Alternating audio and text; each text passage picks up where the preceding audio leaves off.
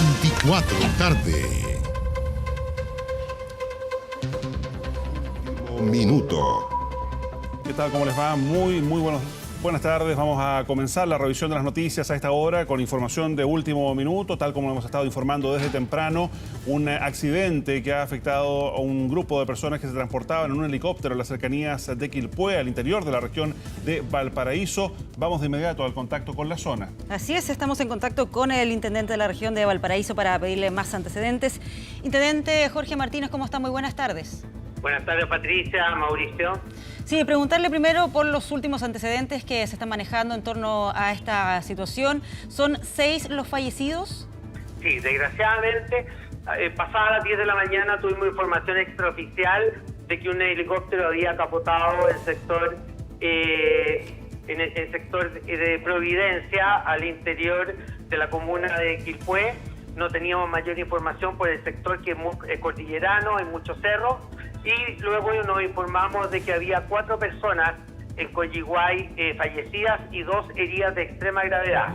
Hasta ese lugar de difícil acceso llegó Carabineros, nuestra gobernadora provincial y elementos y equipos de emergencia, y se trasladó un helicóptero inmediatamente de la Fuerza Aérea para el rescate de los sobrevivientes. Desgraciadamente, al llegar al lugar del accidente, esas 2 personas ya se encontraban fallecidas, así que lamentablemente ha sido un accidente fatal con 6 personas fallecidas, 2 pilotos y 4 trabajadores. Sí, intendente, buenas tardes. ¿Hay más antecedentes de cuál era la condición meteorológica en la zona? Porque hay versiones encontradas respecto de lo que allí habría ocurrido. Entiendo que era un momento de poca visibilidad, de bastante niebla.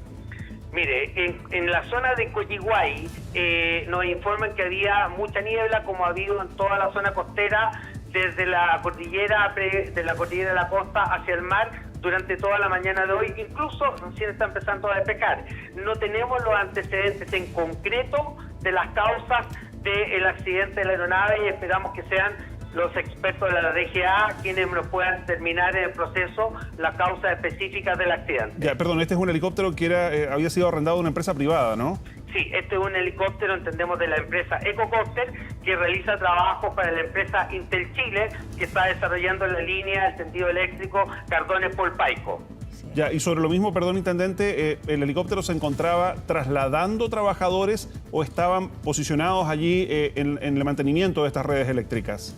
Nosotros entendemos que este helicóptero estaba trasladando trabajadores.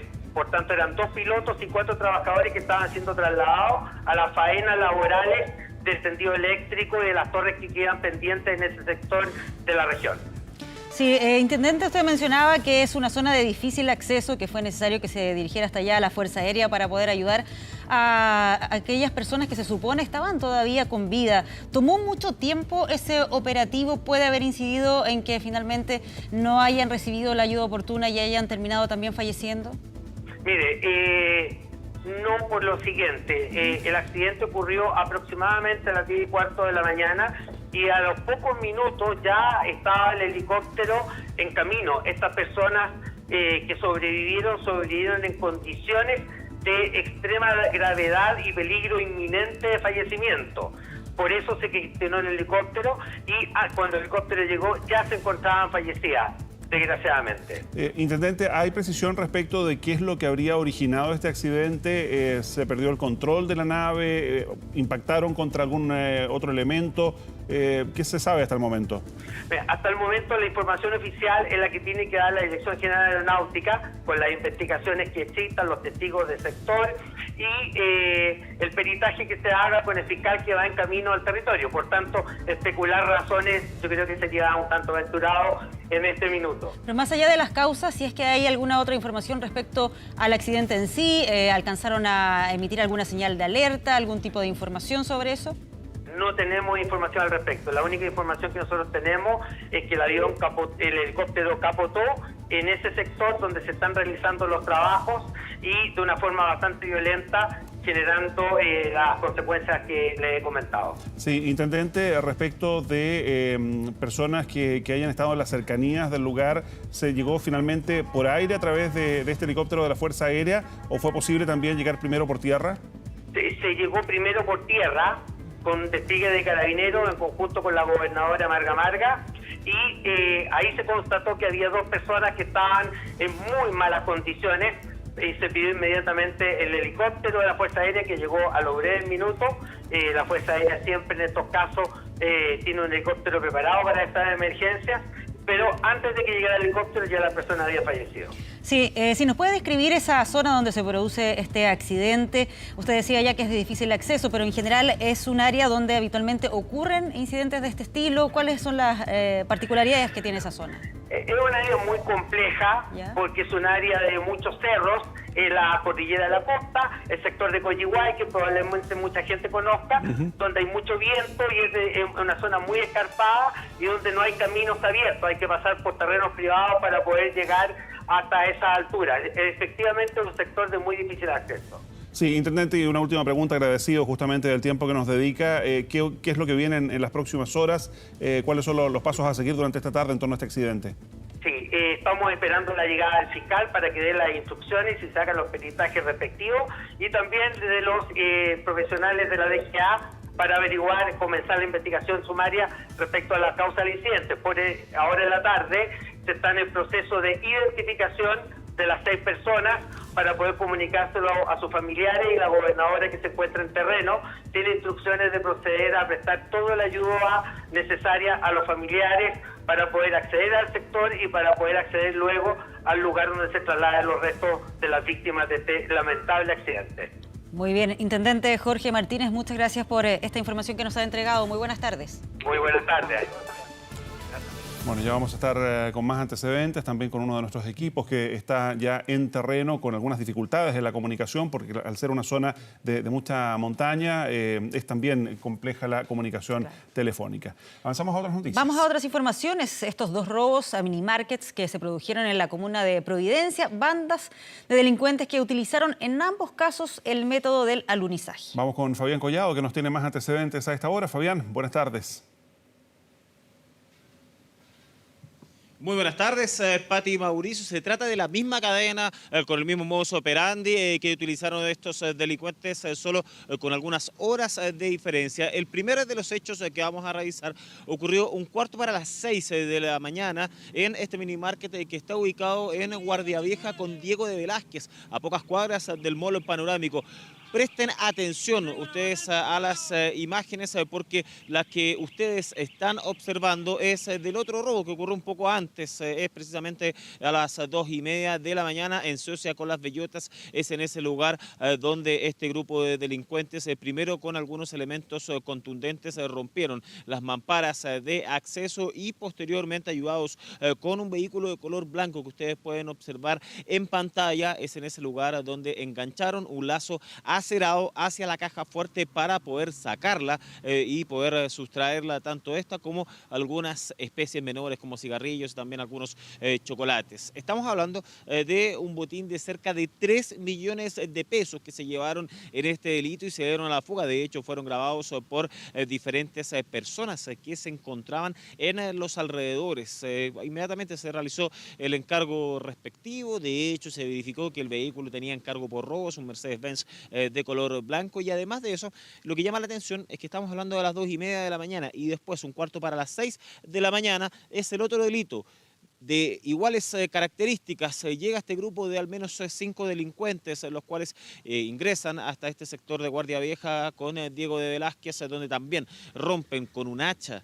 Estamos hablando de las diferentes vitrinas que se encuentran en el lugar, para posteriormente ingresar y enganchar, el método del enganche, realizar con la caja fuerte para luego de acelerar en algunas ocasiones el vehículo en que se trasladaban, a poder sacarla y darse a la fuga. Todavía el avalúo de esta última no está clara, pero es exactamente lo mismo que hicieron en el primer delito, lo hicieron en el segundo, exactamente lo mismo que se llevaron en aquellos 2 robos. Por eso es que estas imágenes que ustedes están viendo de cámaras de seguridad, también de los de diferentes teléfonos móviles que pudieron captar las personas que viven en los alrededores, sector siempre residencial, van a ser claves en esta investigación que está llevando a cabo la sección investigadora policial de la 19ª Comisaría de Providencia. Ya está claro que es el mismo vehículo que actuó en los 2 delitos, por eso es que en un 90% estarían identificados los delincuentes, estarían individualizados, que se trataría de la misma banda que afectó a este minimarket de la comuna de Providencia. No se descarta de que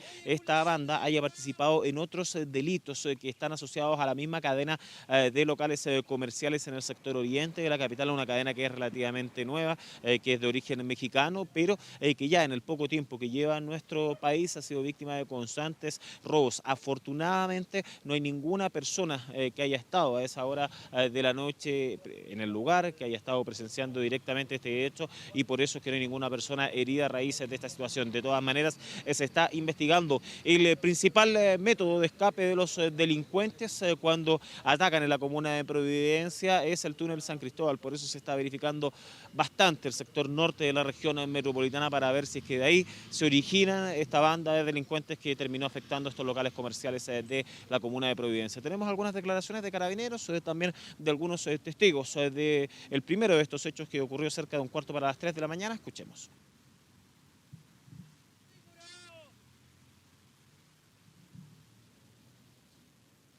El resto de la gente estaban todos gritándole, como para que dejaran de robar, que desistieran de robar, y alguna gente creo que le tiró una botella por ahí, algo cayó.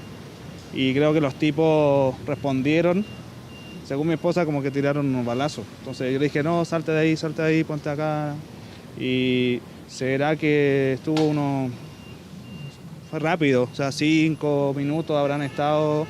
Mucho ruido, se escuchaban como unos estruendos y se fueron, andaban en un auto blanco. Un vehículo station wagon con 5 personas en su interior que habrían ingresado a este local, que es el local Oxxo, habrían sustraído distintas especies. Me percato de unos ruidos, muchos golpes, vociferío.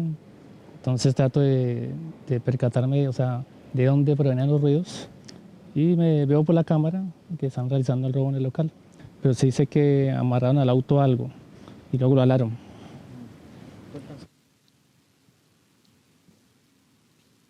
Claro, exactamente, es el lazo acerado que los delincuentes antiguamente ocupaban para ocupar el método del vaquero, que se le llamaba cuando robaban y sacaban de cuajo los cajeros automáticos, o cuando no estaban con los niveles de seguridad que están hoy en día. Pero lamentablemente es un método bastante similar que ocupan los delincuentes para poder robar cajas fuertes de locales comerciales, como el que ocurrió, los dos que ocurrieron durante esta madrugada en la comuna de Providencia. Amplios peritajes, amplios análisis de cámaras de seguridad en ambos casos, los cuales ya están claros que se trataría de la misma banda, con el fin de poder esclarecer de toda esta situación. Y de hecho lo que sí llama la atención es que queda a solo 2 cuadras de diferencia, pero un delito ocurrió cerca de 2:45 de la madrugada, el otro 2:45. Hay varias horas de diferencia, por eso es que se entiende que los delincuentes posiblemente podrían haber ido a dejar la primera caja fuerte para volver sin absolutamente nada, para evitar algunas sospechas ante un control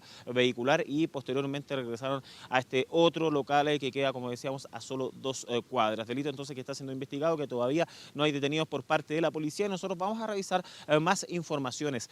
Lo importante que es tener un WhatsApp con los vecinos para poder ayudarse ante los delitos en diferentes puntos de nuestro país. Fíjense que esto fue crucial para el robo de una empresa que estaba ocurriendo durante esta madrugada. Ustedes están viendo las imágenes, corresponde a la calle Tucapel, que está en la comuna de Ñuñoa. Es la empresa Beto Chile. Más de 4 delincuentes ingresaron antes de la medianoche hasta este lugar, abrieron las rejas y posteriormente forzaron las protecciones de los ventanales para poder estar al interior. Tenían absolutamente todo listo, ellos estaban embalando prácticamente todas las especies que se encuentran al interior de la empresa Beto Chile. Justo hubo algunos ruidos, por eso es que vecinos de un edificio contiguo dieron la alerta por el grupo de WhatsApp, y uno de los miembros de este grupo es funcionario de la Policía de Investigaciones de la Brigada Antinarcóticos, por lo cual salió a ver lo que sucedía y se enfrentó con un delincuente delincuente, el cual estaba esperando al resto de la banda que estaba al interior. Este delincuente estaba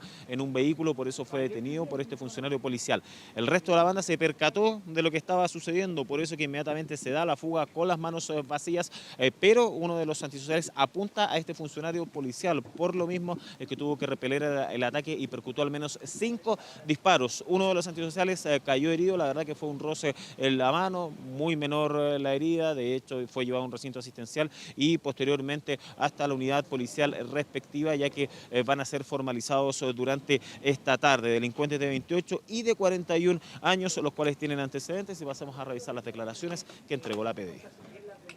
Cuando llega el detective se percató de una persona que estaba escondido, lo detienen y del lugar salen arrancando 3 personas, uno armado, por lo cual se efectuó unos disparos, hicieron un forado en la defensa y entraron por el vidrio, fracturaron el vidrio. Preliminarmente se sabe que alcanzaron a sacar como dinero efectivo.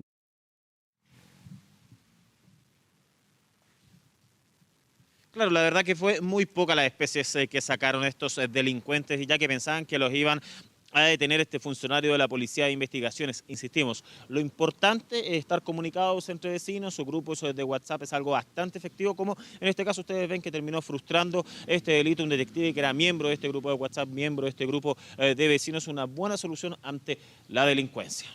Muy bien, Fabián, gracias por este informe policial. Buenas tardes. Muy buenas tardes. Nosotros vamos a una muy breve pausa. En instantes regresamos con más noticias aquí en 24 tarde. No se vayan.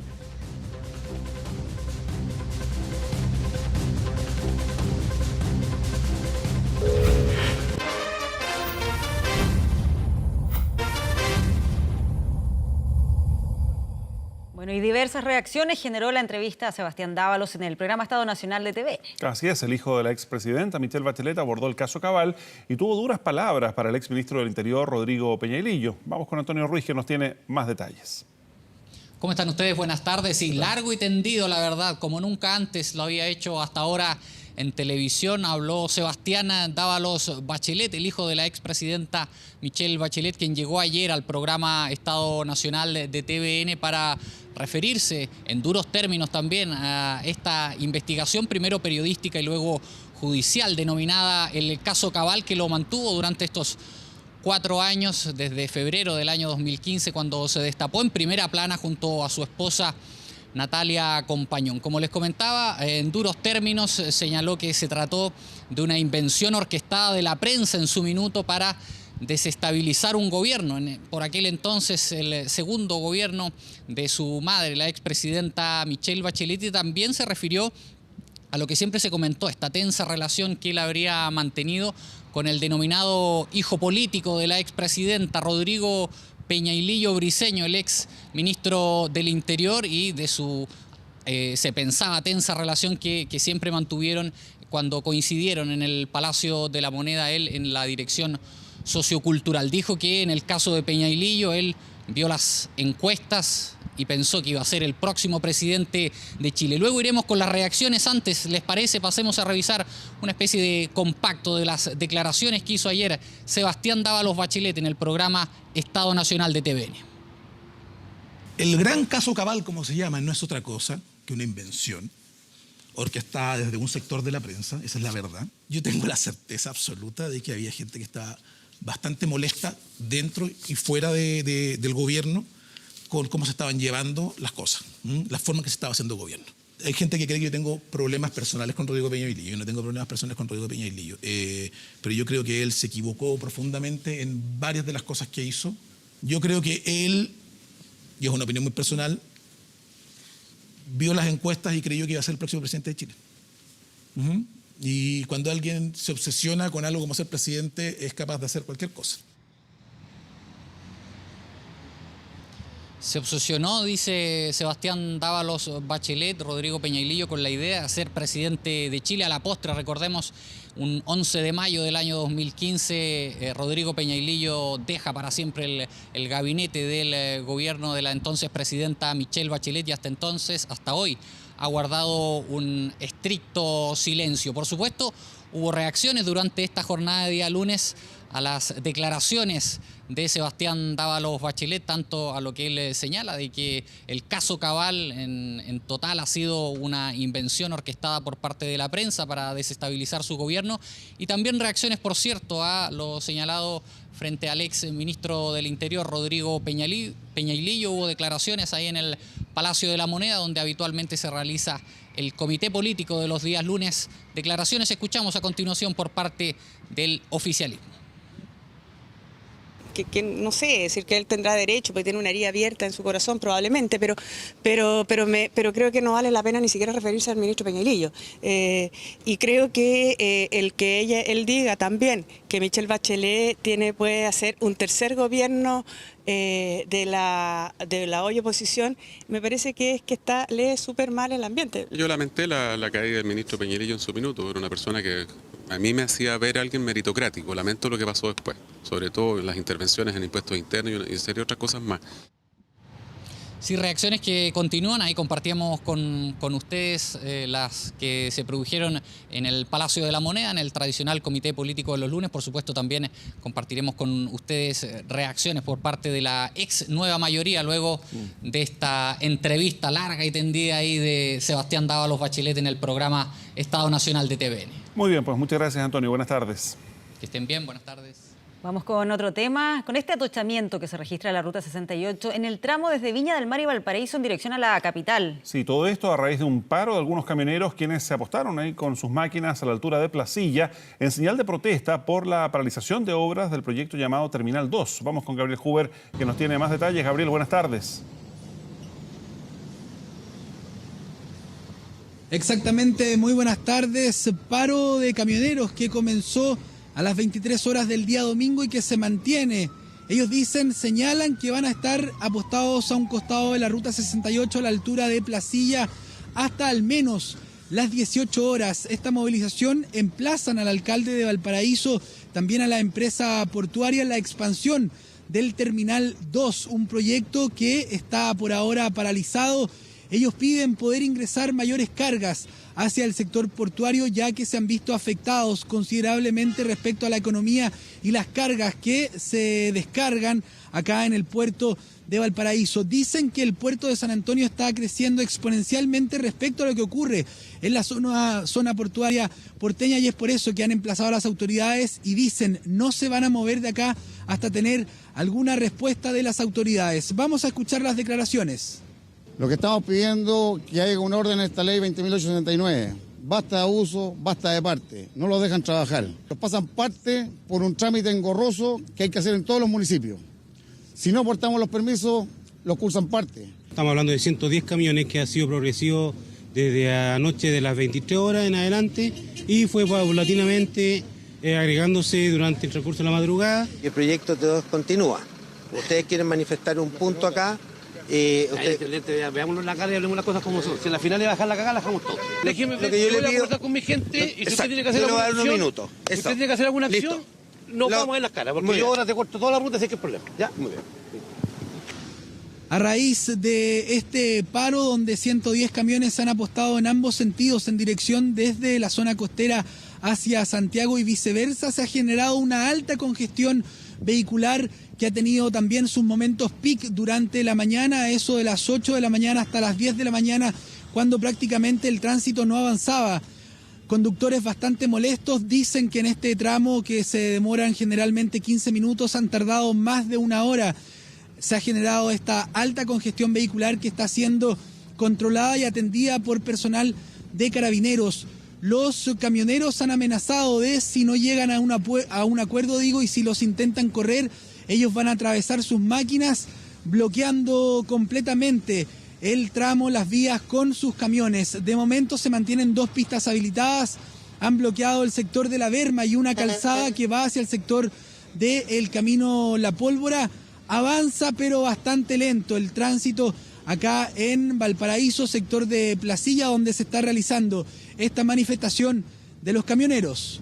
Disculpa, pero es que lo que veíamos ahí recién, uno de los dirigentes de los camioneros amenazando directamente al intendente con bloquear el camino Vamos a estar atentos entonces a lo que ahí ocurra, porque claro, una manifestación que podría extenderse entonces hasta las 6 de la tarde y Carabineros ahí sin retirar los camiones que están bloqueando parte de la ruta. Claro, que ha estado generando problema entonces desde muy temprano. Gabriel Huber, gracias por este despacho. Buenas tardes. Buenas tardes. Bueno, y en una ceremonia en la Catedral Metropolitana, Celestino Aoz asumió como administrador apostólico aquí en la región metropolitana, en Santiago. Claro, en la instancia, Ricardo Ezzati pidió perdón por sus debilidades y dijo creer en la verdad y justicia. Tomamos contacto con Rodrigo Cid, quien tiene más detalles. Rodrigo, buenas tardes. Hola, buenas tardes. Finalmente el Papa Francisco decidió aceptar la renuncia de Ricardo Ezzati como arzobispo de Santiago y ahora lo que viene es preguntarse cuál será el futuro del cardenal, por cuanto hay investigaciones judiciales que apuntan a un eventual rol como encubridor en al menos 3 causas judiciales referidas a abusos sexuales cometidos y denunciados en contra de los sacerdotes Óscar Muñoz, Jorge Laplagne y también Tito Rivera, este último caso que provocó gran conmoción por cuanto se refiere a un presunto delito de violación cometido al interior de la misma Catedral de Santiago. Por tanto, ahora habrá que ver cuáles son los pasos a seguir, ya que la Corte de Apelaciones en forma unánime el pasado viernes rechazó el sobreseimiento que había solicitado la defensa de Ricardo Ezzati. De esta manera da luz verde para que la Fiscalía, en una investigación que está a cargo del fiscal regional de O'Higgins, Emiliano Arias, pueda continuar con la indagatoria en contra de Ricardo Ezzati. Hay que señalar que hasta aquí, hasta que se conoció esta decisión, la defensa de Ezzati había dicho que el cardenal iba a hacer uso de su derecho a guardar silencio y hasta la fecha no ha prestado declaración ante la Fiscalía. Y la determinación del Papa Francisco de aceptar la renuncia de Ezzati provocó inmediatas reacciones, por ejemplo, en las víctimas de Fernando Caradima, quienes han denunciado en forma reiterada y sistemática en el tiempo que Ricardo Ezzati realizó labores para tratar de encubrir la investigación que se estaba haciendo y tratar de esta manera de frenar lo que se estaba denunciando en contra de Fernando Caradima. Por eso reaccionaron mediante sus cuentas de Twitter respecto de esta renuncia que fue aceptada por el Papa Francisco, quien también habló al momento de despedirse de la arquidiócesis de Santiago. Fue el propio Ricardo Ezzati quien dijo que se va con la conciencia tranquila y vamos a justamente revisar parte de esas declaraciones al momento de conocerse que el Papa Francisco había aceptado esta renuncia. Y gracias también a aquellos que seguramente por desconocimiento a veces o por una búsqueda que puedo considerar y considero honesta, han querido prestarme el servicio del aguijón de su crítica, a veces amarga y a veces, tengo que decirlo, no fundada. También pido perdón por mis debilidades y mis flaquezas. Creo profundamente en la verdad y creo profundamente en la justicia. No basta con que se diga que soy encubridor, dijo Ezzati, eso tienen que probarlo. Y quien también habló de esto fue el nuevo administrador apostólico de la Arquidiócesis de Santiago, Celestino Aoz, quien fue consultado respecto de la salida de Monseñor Ezzati, qué es lo que viene, qué pasa con las víctimas. Vamos a revisar justamente también las declaraciones del administrador apostólico de la Arquidiócesis de Santiago. Cuando se produce que no se da esto, sino que se abusa o se maltrata de otro, es claro que se está en un ambiente que no es el de Jesús y que para nosotros resulta intolerable. Eso es rotundo y claro. Y nosotros tenemos que reconocer que no siempre hicimos las cosas bien y queremos hacerlas mejor. Y sabemos que hacer esas cosas mejor no es simplemente eso, poner un maquillaje, sino que requiere cambios. Y por eso dije que el cambio nace desde el corazón. Ahora, las medidas concretas vendrán después y yo en este momento tampoco las sé. Bueno, y hace algunas horas se conoció una denuncia que formuló una ex seminarista quien dijo que Celestino Aoz habría frenado una investigación cuando le tocó ser promotor de justicia respecto de un caso denunciado en Valparaíso. Él ha negado estas acusaciones. Y decíamos que Ricardo Ezzati dijo, no basta con que digan que soy encubridor, tendrán que probarlo. Y justamente hablamos con uno de los querellantes en la causa, con Alfredo Morgado y también con Marcial Sánchez, quien es experto en Iglesia Católica, quienes comentaron respecto de qué es lo que viene, tanto en el plano canónico como judicial, para Ricardo Ezzati Andrello. Obviamente que no basta que se le señale como encubridor. Nosotros no hacemos imputaciones como querellantes. Lo que hacemos es pedir que se investigue, es que se profundice, pero que se resuelva en su conjunto la habitualidad, esta protección que pudiera haberse dado respecto a las distintas denuncias, distintos delitos, diversos abusadores, muchas víctimas. Él tiene el cargo de obispo, por tanto él es obispo también, y llegó a ser arzobispo. Esos son cargos que a ti no te los van a sacar, ese es un tema canónico. ¿Ya? Ahora, ¿qué pasaría si efectivamente a él eventualmente se le encontrase culpable en alguno de los hechos? Obviamente que eso puede variar, como ha variado con otros cardenales o con otros obispos a nivel del mundo. La defensa de Ricardo Echati tenía todavía como herramienta un recurso de queja para tratar de oponerse y revertir este rechazo a la solicitud de sobreseimiento. Sin embargo, su abogado defensor Hugo Rivera dijo que por ahora por lo menos no van a hacer uso de este recurso y que próximamente van a agendar una hora para que Ricardo Echati pueda declarar ante la Fiscalía, ante el fiscal Emiliano Arias, quien lleva esta investigación. Y de esta forma se cierra el paso de Ricardo Echati por la Arquidiócesis de Santiago, con una renuncia aceptada por el Papa y en calidad de investigado por su presunto rol como encubridor en casos de abusos sexuales en por lo menos 3 episodios que involucran a sacerdotes. Muy bien, muchísimas gracias, Rodrigo. Más adelante, aquí en 24 tardes, esperamos seguir profundizando en todo este asunto. Buenas tardes.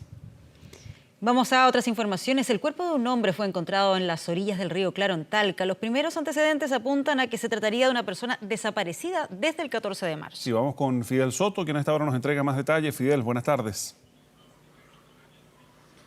Hola, ¿cómo están ustedes? Muy buenas tardes. Así es, un caso enigmático y que evidentemente causa mucha preocupación, ya que hace nada más que algunos meses, ustedes recordarán, justo a principios de enero fue encontrado en el mismo río, en el río Claro, el cuerpo de Ailín Fuentes, esta chica de 18 años, su cuerpo atado de pies, también de manos. Es a escasos metros en donde la tarde de ayer por tercero fue encontrado, divisado un cuerpo en un avanzado estado de descomposición, desnudo, sin ningún tipo de identificación y que correspondería a una persona de 36 años identificado como Isaac Escanilla San Martín, padre de una menor y que estaba desaparecido desde el 14 de marzo. Lo extraño y evidentemente aquí lo que resalta, por supuesto, la preocupación de la arista investigativa es que este cuerpo tiene 2 impactos de bala en su zona torácica, por lo tanto, evidentemente allí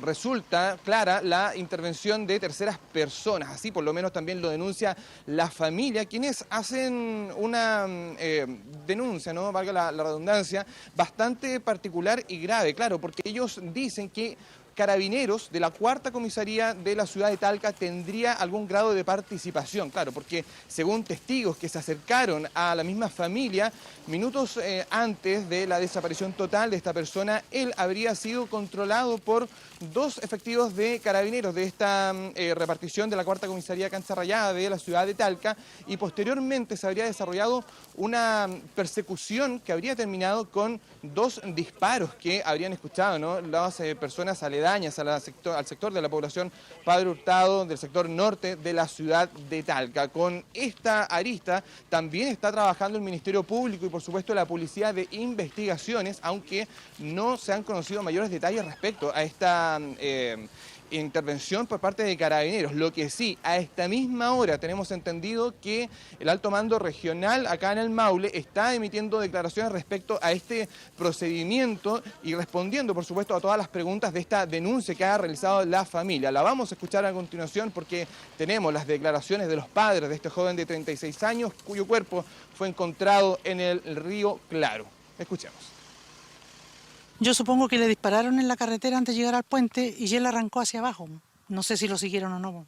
¿Cómo vino a aparecer tan abajo y sin ropa? Mi hijo, lo único que le puedo decirle es que él fue muerto nada más. Lo mataron, ¿no?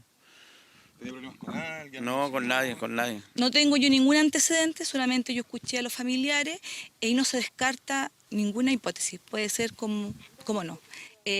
Estamos recién investigando, hay harta diligencia que hacer y lo principal en este momento creo que es la autopsia, porque eso nos va a dar luces de cuál fue la causa de la muerte y si hay impacto de bala o no.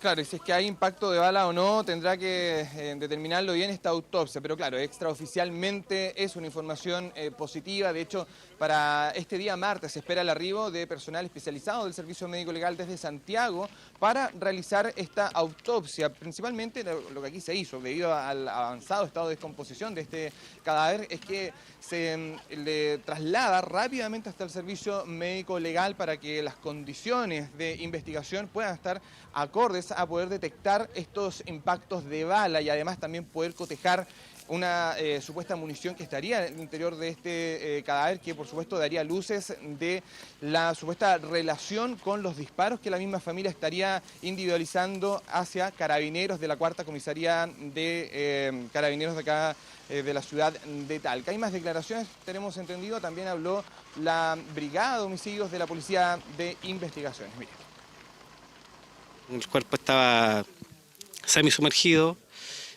Como les dije anteriormente, se hizo ya el examen, las características y lo que se haya encontrado en él no lo vamos a mencionar antes de la autopsia para asegurar el éxito de la investigación. A esta hora, precisamente en este mismo momento, Carabineros, el Alto Mando Regional, se está refiriendo en un punto paralelo de la ciudad. Nosotros los vamos a estar informando muy prontamente, les vamos a estar contando detalles de esta información que está en pleno desarrollo, que aún no tiene detenidos. Se está barajando la arista de la intervención de un procedimiento policial en el que estarían involucrados algunos carabineros de acá de la ciudad de Talca. Sin embargo, la autopsia que se desarrollará mañana a partir de eso de las 9 de la mañana será clave para poder tener mayores antecedentes y así vincular científicamente estos disparos con eventualmente un arma que estaría ya en disposición de esta línea investigativa en manos de la Policía de Investigaciones. Claro, quedamos atentos a esa información. Gracias, Fidel, por este despacho. Buenas tardes. Buenas tardes, Fidel. Bueno, y nos regresamos a... Último minuto. Regresábamos, decíamos, con información desde la región de Valparaíso, con la noticia con la que comenzábamos 24 tarde, este accidente de un helicóptero al interior en la zona de Coyihuay, que ha dejado lamentablemente un saldo de 6 personas fallecidas. Claro, está en el lugar Mónica Holguín, que nos va a contar qué es lo que está ocurriendo hasta ahora. Mónica, muy buenas tardes.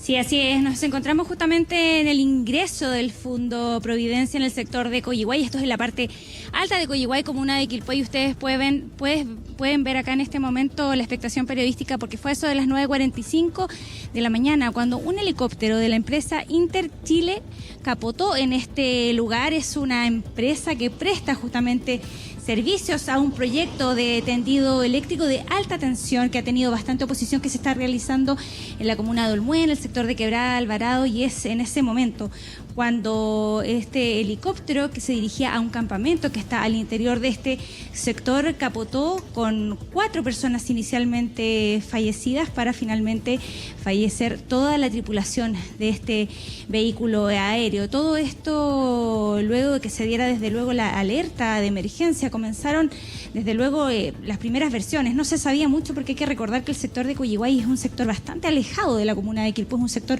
rural, pero en la parte alta que conecta con la ruta al Orozco y también la ruta 68 acá en la comuna de Quilpué, pero estamos hablando de un sector de cerros donde no hay mucha comunicación, tampoco hay señal telefónica, cuesta mucho lograr. Entonces las primeras versiones eran un poco confusas. Se hablaba primero de 4 tripulantes, como les comentaba, fallecidos. Finalmente, en el traslado, en lo que se demoraron, digamos, los vehículos de emergencia, estas personas no lograron sobrevivir, siendo 6 el número total de tripulantes fallecidos, todos ellos trabajadores de la empresa Interchile, que, como les comento, prestaba servicio en este momento al Cardón Polpaico, que es justamente la empresa que está llevando a cabo este proyecto de tendido eléctrico que se está realizando en la comuna de Olmué, que ha tenido amplia oposición. Ahí ustedes pueden ver el traslado de los vehículos de emergencia, que ha sido un constante entrar y salir desde muy temprano. Hay que recordar que este sector donde está el fundo está bastante apartado. Estamos en una parte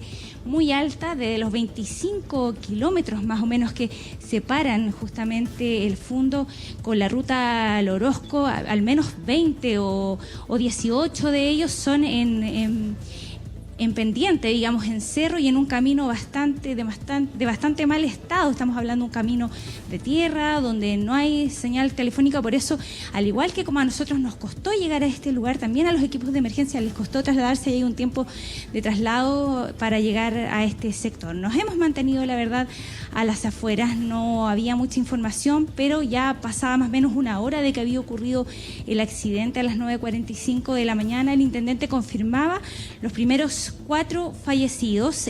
Posterior a eso, ya cerca de la 1, se confirmaron que finalmente habían fallecido todos los tripulantes, todos los ocupantes de este helicóptero, justamente, y se encuentran todos los equipos trabajando al interior. Al menos han salido algunas ambulancias del SAMU, algunos carros de bomberos, pero no hemos podido tener una información más oficial que lo que entregó el intendente, como les comentaba, que él confirmó la empresa a la que pertenecían estas personas, pero todavía, por ejemplo, no conocemos las identidades, no sabemos de quién se trata, qué labores estaban prestando. Sabemos sí que son de la empresa, como les contaba, Intel Chile, y que se dirigían a un campamento, porque hay 2 campamentos en todo lo que son estos trabajos que tienen una amplitud de kilómetros para instalar estas torres de alta tensión, y uno de los campamentos se encontraba acá en las cercanías de este fondo.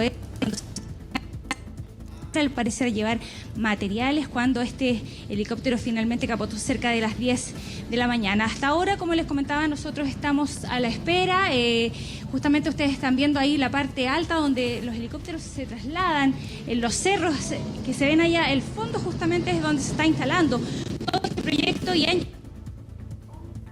bueno, tenemos evidentemente alguna dificultad. Sinceramente ha sido muy complejo el poder comunicarnos con nuestros compañeros ahí en la zona de Coyihuay. Ustedes ven una zona rodeada por montañas, que es justamente donde se estaba realizando este trabajo de interconexión de las subestaciones Cardones y Polpaico, que es una línea de transmisión eléctrica al día de hoy el mayor proyecto de transmisión de Chile, con más de 750 kilómetros entre la tercera región y la región metropolitana. Y es justamente en el marco de esas labores en que ocurre este accidente. Ya nos contaba temprano el intendente de Valparaíso, lamentablemente los 6 ocupantes de este helicóptero de la empresa Interchile, pero que era operado por Ecocopter, ha caído a tierra, costando la vida de todos los ocupantes de esta aeronave. En cualquier instante vamos a estar de regreso con Mónica Holguín y nuestros compañeros con más antecedentes respecto de este hecho. Vamos con otras informaciones. El tercer tribunal de juicio oral en lo penal de Santiago dio inicio a los alegatos de apertura en el juicio contra los involucrados en el caso Corpesca, entre ellos los ex parlamentarios Jaime Orpiz y Marta Isasi. Sí, vamos con Dani Linares, que nos tiene más antecedentes de lo ocurrido temprano hoy en tribunales. Dani, buenas tardes. ¿Qué tal? ¿Cómo están? Muy buenas tardes. Inicio de un juicio oral que se prevé bastante extenso. Sobre los 6 meses de duración tendrá este proceso, que contempla el testimonio en el estrado de cerca de 300 personas que han sido citadas por el tribunal en calidad de testigos para poder entregar antecedentes que puedan dilucidar la responsabilidad del ex senador Jaime Orpiz y también de la ex diputada Marta Isasi en esta investigación que busca esclarecer un financiamiento irregular de la política y, por cierto, también la influencia de la empresa Corpesca hacia el Parlamento en torno a la elaboración de la ley de pesca. Todo esto en el método de investigación que duró cerca de 5 años, donde el Ministerio Público ha cifrado el de dinero ingresado desde Corpesca hacia el ex senador Jaime Orpiz en 260 millones de pesos, con 48 millones de pesos de perjuicio fiscal durante todo este tiempo de investigación, donde se busca esclarecer, por cierto, cuál es la responsabilidad de ambos en esta situación. En el caso del ex senador, arriesga una pena efectiva de cárcel de 21 años por los delitos de fraude al fisco, cohecho y delitos tributarios. Sería el primer político en poder llegar a esta instancia condenatoria de que pena efectiva de cárcel en marco de la serie de investigaciones que se han realizado por parte del Ministerio Público en torno al financiamiento irregular de la política.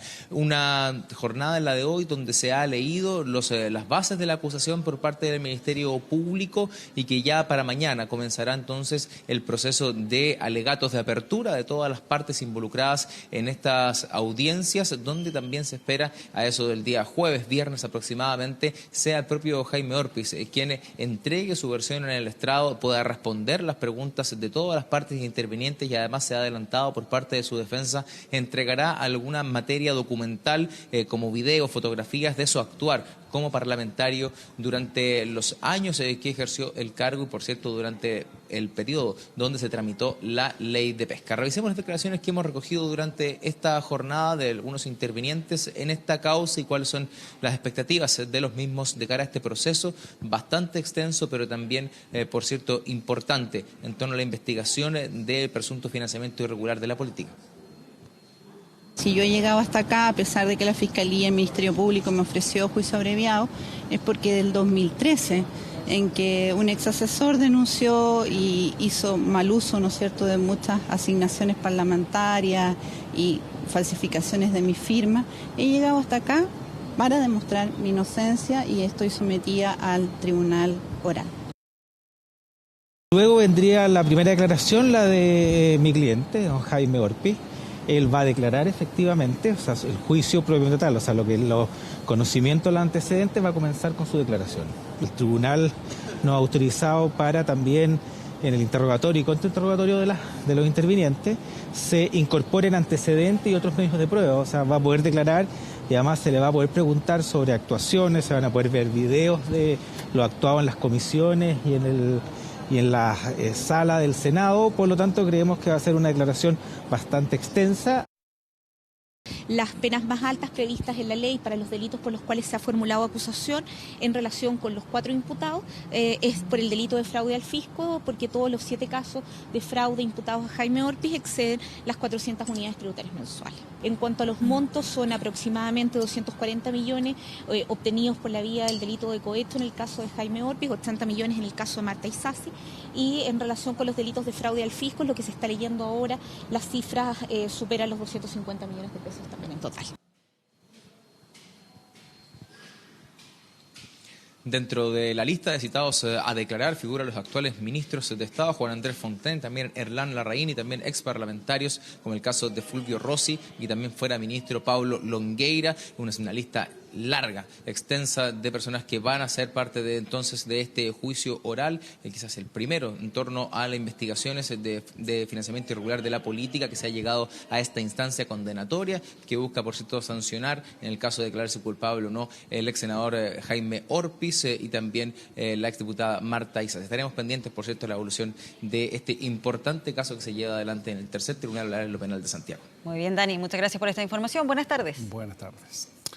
Bueno, ya se lo informábamos, Celestino Aoz asumió de manera oficial como administrador apostólico de Santiago tras la salida del cardenal Ricardo Esati. ¿Cuáles son los lineamientos que deberá seguir Aoz al mando del arzobispado y cómo toman su nombramiento los laicos en Chile?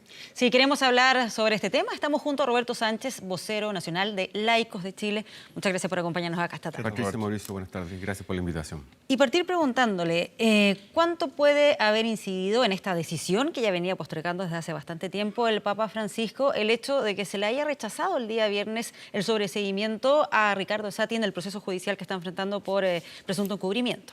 A nosotros nos parecía que el hecho puntual que iba a ser el día viernes en la Corte de Apelaciones sobre el sobreseguimiento, el cardenal Esati creía que él iba a ser absuelto. Y el no haber sido absuelto es un retroceso para él. Él se suponía que le había el comunicado al Papa, sabe, yo voy a estar absuelto de esta situación, así que no se preocupe, el comunicado puede estar entregado el día viernes, que viene mi sucesor, pero él creyó salir por la puerta ancha y hoy día vemos que Esati sale por la puerta de atrás. A ver, pero él mismo dice, el Papa se comunicó con él el día 19, digamos, o sea, no hay relación temporal al menos entre la aceptación de su renuncia y el proceso judicial que se estaba viviendo acá en Chile. Un poco lo que te decía antes, lo que pasa es que estas son cartas tipo, son diplomáticamente correctas, dice que lo siente por toda esta dolorosa permanencia en el cargo que ya se venía arrastrando desde el cardenal Errázuriz, pero más bien son cartas tipo. Yo no haría mucho más en la carta y tampoco no digo que las cartas sean mentiras. Pueden ser, pero son políticamente correctas. O sea, la duda de si acaso esas cartas se entregaron antes de que se supiera este resultado judicial, este revés judicial para Ricardo Sati. Lo que él da a entender es que fue previo. Yo creo que en ese sentido hay un error. Yo creo que Sati creyó que iba a ser absuelto y le falló la suposición. Ya, ahora respecto de los desafíos de Celestino Aoz, porque él es una persona que además está pronta a cumplir 74 años, sabemos que un sacerdote debe presentar su renuncia nuevamente al cumplir 75, le queda muy poco tiempo por delante desde ese punto de vista. A ver, el próximo mes cumple 74, así que políticamente le quedaría un año. Pero el Papa le puede prorrogar el periodo por 1 o 2 años más, y por lo menos el Celestino Aoz debería estar por lo menos 3 años para ordenar la casa. Y él tiene hoy día un gran desafío en Santiago. Primero que nada, tiene que devolver las confianzas al laicado y al ciudadano común y corriente. Tiene que ponerle un norte directo y claro al clero. Hoy día vemos que el clero de Santiago es un clero dividido y que no tiene norte, que ya también se viene arrastrando desde la permanencia del cardenal Errázuriz como arzobispo. Tiene que entrar al seminario, hay que revisar los candidatos, las mallas curriculares y los formadores. Y por último, tiene que meterse de lleno en lo de la Universidad Católica, donde también es un trabajo bastante grave, porque tenemos en la Facultad de Teología un sacerdote cercano a Caradima que está hoy día acusado por abuso sexual. Ahora, ¿qué tan complejo puede ser esto de retomar o devolver las confianzas? Lo digo desde la perspectiva de que el ex seminarista Mauricio Pulgar ha cuestionado a Celestino Aoz. Dice que en algún momento, en el año 2012, se tomó una denuncia respecto a un abuso y que, sin embargo, después terminó cerrando esa causa. Mira, yo solidarizo con Mauricio, pero yo creo que son nuevos tiempos. Y si él cree y ve que ese proceso no fue correcto, yo creo que para el bien de todos, del pueblo de Dios y del ciudadano común y corriente, que ese proceso se vuelva a revisar para aclarar la situación y tener una visión clara de qué pasó y para volver a ser iglesia. Ahora, en la decisión del Papa o de los cercanos que lo puedan haber ayudado a nombrar a Celestino Aoz, ¿qué pasa con los chilenos en el clero? Porque el Papa termina nombrando a una persona que, es cierto, lleva 30 años trabajando en nuestro país, pero él es español, nacido y educado, digamos, en España. ¿Qué pasa con los sacerdotes chilenos, digamos, que perfectamente podrían haber ocupado ese cargo? Hay dos cosas. Uno, hay muchos sacerdotes que se le ofreció el cargo de arzobispo, pero no quisieron.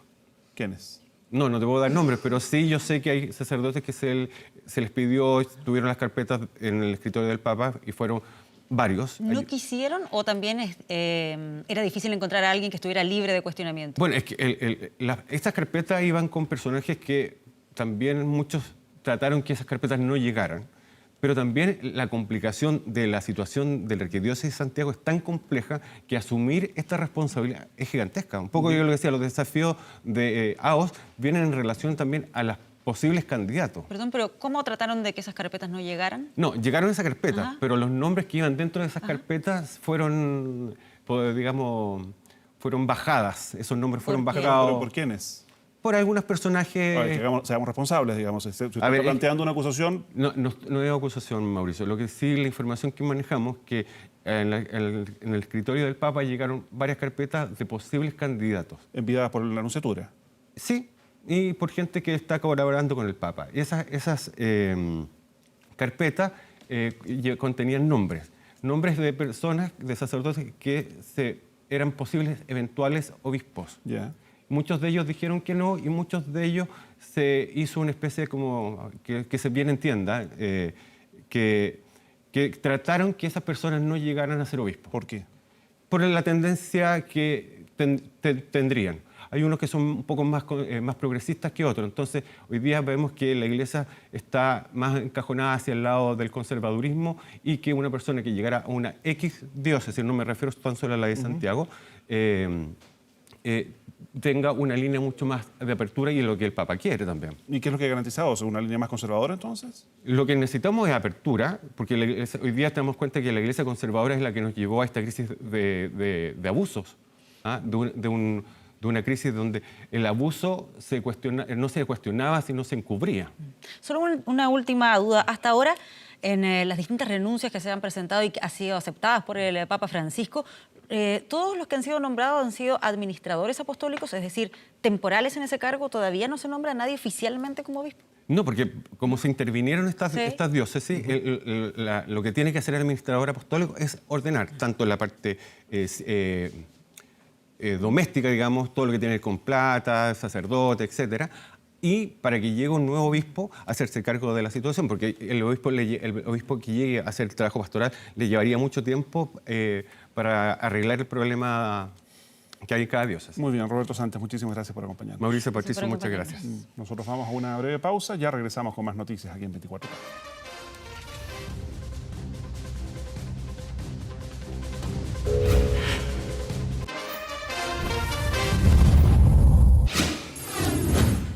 Internacional. Vamos con noticias internacionales. Ignacio Martirene ya nos acompaña acá esta tarde. Ignacio, ¿cómo estás? ¿Qué tal? Buenas tardes. ¿Qué tal, Pati Mauricio? Muy buenas tardes para todos. Bueno, crece la tensión nuevamente entre Israel y el grupo islamista Hamás que controla la Franja de Gaza. Las Fuerzas Armadas israelíes anunciaron este lunes el envío de refuerzos hacia ese enclave y el inicio de nuevas retaliaciones, mientras el primer ministro Benjamín Netanyahu decidió acortar su visita a Washington luego que un cohete impactara contra una casa en el norte de Tel Aviv este lunes, causando 7 heridos. El primer ministro israelí anunció, tras reunirse con su par estadounidense Donald Trump en la Casa Blanca, que ya comenzaron a atacar objetivos del grupo islamista Hamás en la Franja de Gaza, el enclave, como decíamos, controlado por los extremistas a los que el gobierno de Netanyahu acusó de estos nuevos ataques que anticipan otra escalada de violencia en la región.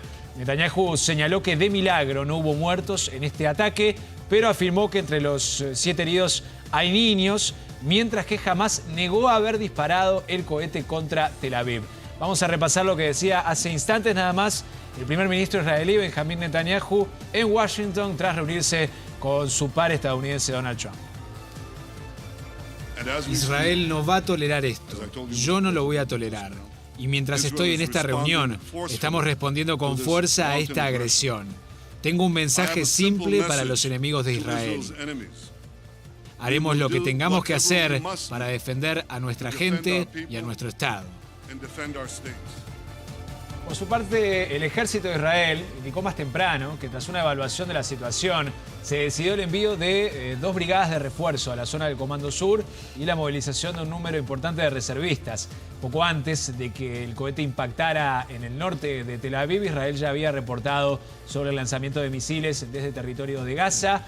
La vivienda afectada en esta ocasión, en el ataque de este lunes, está situada en la comunidad de Mishmeret, a más de 80 kilómetros de la Franja de Gaza. De acuerdo a los militares israelíes, el cohete fue disparado desde el sur del territorio palestino y recorrió unos 120 kilómetros. Podemos confirmar que Hamás es responsable del disparo de un cohete de fabricación local, añadieron las autoridades militares, mientras que, como mencionaba recién, el grupo islamista Hamás, que controla la Franja de Gaza, negó ser el responsable de este ataque. Y durante el encuentro que mantuvieron hoy en la Casa Blanca, Benjamín Netanyahu con el presidente estadounidense Donald Trump, este último confirmó que ha firmado este lunes el reconocimiento que había anunciado el pasado 21 de marzo de Estados Unidos a la soberanía de Israel sobre los Altos del Golán, territorio que es ocupado por el país hebreo desde el año 1967, por lo menos en su mayoría, con una ocupación militar. Esta meseta abarca un área de 1.800 kilómetros en la frontera entre Israel, Líbano, Jordania y Siria. Como ustedes saben, también es motivo de conflicto entre los países de la región por su soberanía. Vamos a repasar brevemente lo que decía Donald Trump sobre su apoyo a Israel en este tema. Israel es una inspiración, un aliado confiable y un amigo muy querido. Estados Unidos siempre estará a su lado. Ahora, todo este apoyo ocurre justo en momentos en que enfrenta un proceso de elecciones Benjamín Netanyahu en abril, pero mientras está también siendo acusado de corrupción. Sí, es verdad. Recordemos que hace algunas semanas la justicia de su país anunció que lo estaba investigando por denuncias de corrupción, por pagos de dinero con determinadas empresas. Y esta situación, bueno, en su momento, digamos que como que opacó un poquito la gestión que había tenido Netanyahu en los últimos años. Recordemos que gobierna Israel ya por varios periodos e incluso ya anunció que irá por la reelección. Y todos estos anuncios de investigaciones, bueno, empañaron un poco su gestión y opacaron a su gobierno, pero ahora este espaldarazo de Estados Unidos obviamente le genera nuevos aires y un nuevo impulso para encarar esas elecciones, y quizás todos estos temas de las investigaciones judiciales pasen a un segundo plano, aunque hay que ver también los resultados de las mismas. Además, esta situación nuevamente con Hamás y una posible escalada en la violencia, que recordemos hace ya algunos meses que viene generándose y produciéndose este tipo de ataques, y la respuesta inmediata del gobierno israelí tiene su repercusión política también para Benjamín Netanyahu, y generalmente es positiva, ¿no? por la respuesta agresiva e inmediata a estos ataques, principalmente por los sectores de derecha en Israel. Veremos entonces qué pasa con este nuevo contexto que se da, si los ataques se reproducen o si esta nueva escalada de tensiones queda en esto nomás y por el camino. Pero bueno, por ahora no ha habido personas fallecidas, afortunadamente, solo algunos heridos con este nuevo ataque con un misil que, según Israel, provino de la Franja de Gaza, y según Hamás no tuvo nada que ver en este ataque. Mientras que, reitero, Netanyahu acortó su visita a Washington, que estaba prevista por unos días más, y va a estar retornando en las próximas horas a su país luego de esta nueva situación de violencia con Hamás. Y a propósito del gobierno de Donald Trump, Estados Unidos respondió hoy a la polémica generada este fin de semana por la llegada de nuevos aviones militares rusos a Venezuela. El secretario de Estado norteamericano Mike Pompeo acusó este lunes a Rusia de agravar las tensiones en el país caribeño con su presencia militar para apoyar al gobierno de Nicolás Maduro. Pompeo advirtió que el ejecutivo liderado por Donald Trump no se quedará de brazos cruzados, ni tampoco lo harán otros países de la región.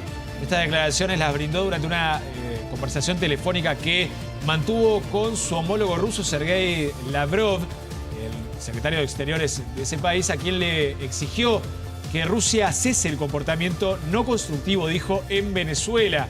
El portavoz del Departamento de Estado, Robert Paladino, aseguró que las acciones de Rusia podrían prolongar el sufrimiento de la población, que indicó apoya de manera abrumadora, dijo al proclamado presidente encargado Juan Guaidó.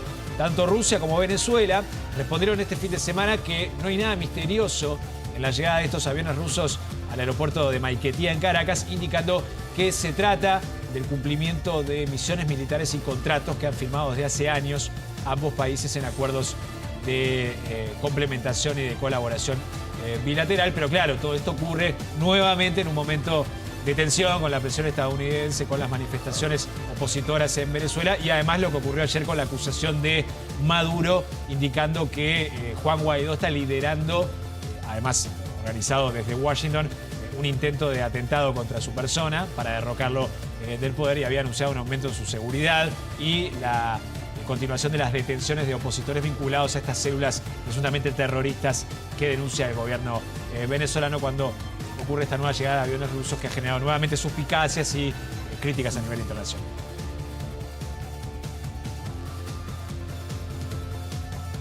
La Comisión Europea concluyó sus preparativos para un Brexit sin acuerdo, según lo anunció este lunes al inicio de una semana clave en el Parlamento británico, tras las masivas manifestaciones del fin de semana exigiendo un nuevo referéndum en el país por este tema.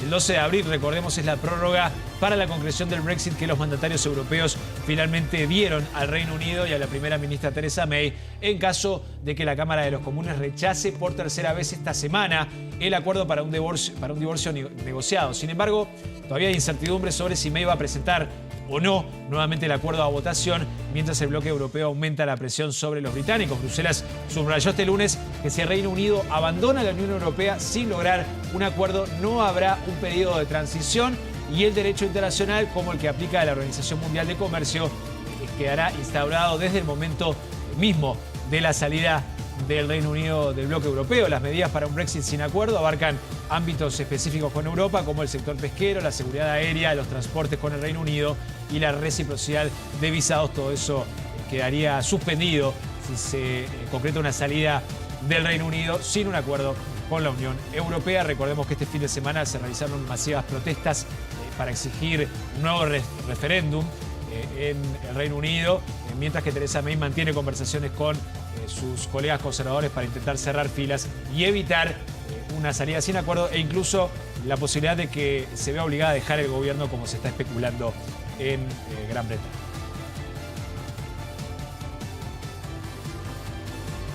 El exactivista italiano de izquierda Cesare Battisti, fugitivo en el exilio durante casi 40 años y preso desde enero pasado en su país, reconoció ante la justicia que es el responsable de 4 asesinatos cometidos en los años 70. Se trata de la primera vez que Battisti, quien fue extraditado desde Bolivia a Italia en enero, donde cumple una pena a cadena perpetua, admite ser responsable de los crímenes por los que fue condenado en rebeldía al encontrarse prófugo fuera del país. Interrogado por el fiscal antiterrorismo, Battisti aseguró que es responsable de 4 homicidios, 3 heridos graves y una cantidad de robos para autofinanciarse. Indicaron en una conferencia de prensa en Milán fuentes judiciales. Durante el interrogatorio, que duró varias horas, Battisti se excusó por el dolor provocado a las familias de las víctimas. El ex activista de 64 años, integrante del grupo guerrillero Proletarios Armados por el Comunismo, fue condenado una primera vez en Italia a principios de la década del 80 a 13 años de prisión por las acciones cometidas durante los llamados años de plomo en ese país, pero escapó en 1981, vivió 15 años exiliado en Francia, luego en México y en Brasil, donde finalmente se ordenó su arresto y extradición, que se concretó en Bolivia, a donde había escapado en los últimos meses. Y volvemos a Estados Unidos, donde finalmente se conoció el esperado informe sobre la denominada trama rusa. El fiscal especial Robert Mueller concluyó que no hubo relación entre la campaña de Donald Trump y Moscú para las elecciones de 2016. En las conclusiones de esta investigación, que durante los últimos 2 años mantuvo en suspenso a los estadounidenses y en tela de juicio al gobierno de Trump, el fiscal Robert Mueller señaló que no encontró pruebas de colusión entre la campaña del presidente norteamericano y el gobierno de Vladimir Putin con el fin de favorecer su victoria en las elecciones de 2016, perjudicando a su ex rival electoral, la demócrata Hillary Clinton. Sin embargo, el informe deja abierta la posibilidad de que hayan existido obstrucciones a la justicia por parte de Trump y de su entorno, aclarando que no hay evidencias que por ahora puedan comprobarlo. Los resultados del informe, que se había entregado el viernes pasado, se conocieron por una carta enviada este domingo a los comités judiciales de la Cámara de Representantes y del Senado por el fiscal general de la Nación, William Barr. El presidente Trump celebró este informe que para él le representó una exoneración total. Repasamos lo que decía brevemente. Acaba de ser anunciado que no hubo colusión con Rusia, que era la cosa más ridícula que jamás había escuchado, y no hubo obstrucción de la justicia. Fue una completa y total exoneración.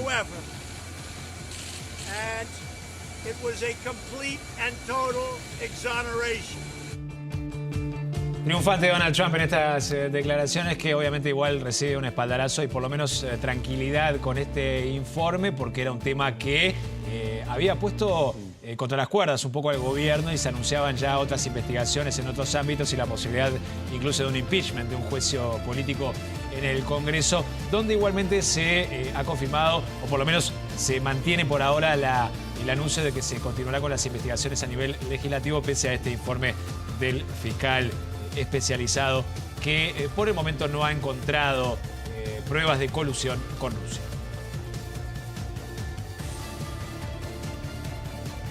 Y gran preocupación se vive en el centro de Estados Unidos por la crecida del río Missouri. Se trata de un aumento récord en el nivel de las aguas que ha producido graves inundaciones que ya se cobraron al menos 3 vidas y ha causado la destrucción de cientos de viviendas y miles de millones de dólares en pérdidas. El daño solo en Nebraska, uno de los estados más afectados, ha sido inmenso. Unas 2.000 casas, 340 negocios resultaron dañados producto de la crecida del río, que superó los 3,9 metros este fin de semana. Las autoridades han estimado más de 1.400 millones de dólares las pérdidas económicas en propiedades, ganado y en cultivos en esa región, mientras que el Servicio Nacional de Meteorología de Estados Unidos predice que la amenaza de las inundaciones persistirá hasta el mes de mayo.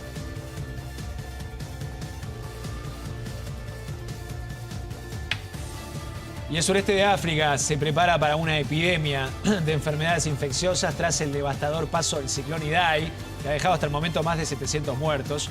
Las autoridades de Mozambique y Zimbabue, los dos países más afectados por este fenómeno del cual les informábamos desde la semana pasada. Confirmaron que la epidemia de enfermedades como el cólera es prácticamente inevitable porque se transmite a través del agua precisamente contaminada y estancada, lo que podría afectar a cientos de miles de personas damnificadas por el paso del ciclón. El balance de las personas fallecidas sigue aumentando, ya supera las 700, mientras continúan las labores de los rescatistas en las zonas que han quedado completamente anegadas y la búsqueda de cientos de desaparecidos. Los organismos de socorro y la comunidad internacional se han comprometido con ayuda económica por un monto mayor a los $20 millones para comenzar la reconstrucción del desastre que ha causado este fenómeno meteorológico, el más devastador de los últimos años en el hemisferio sur.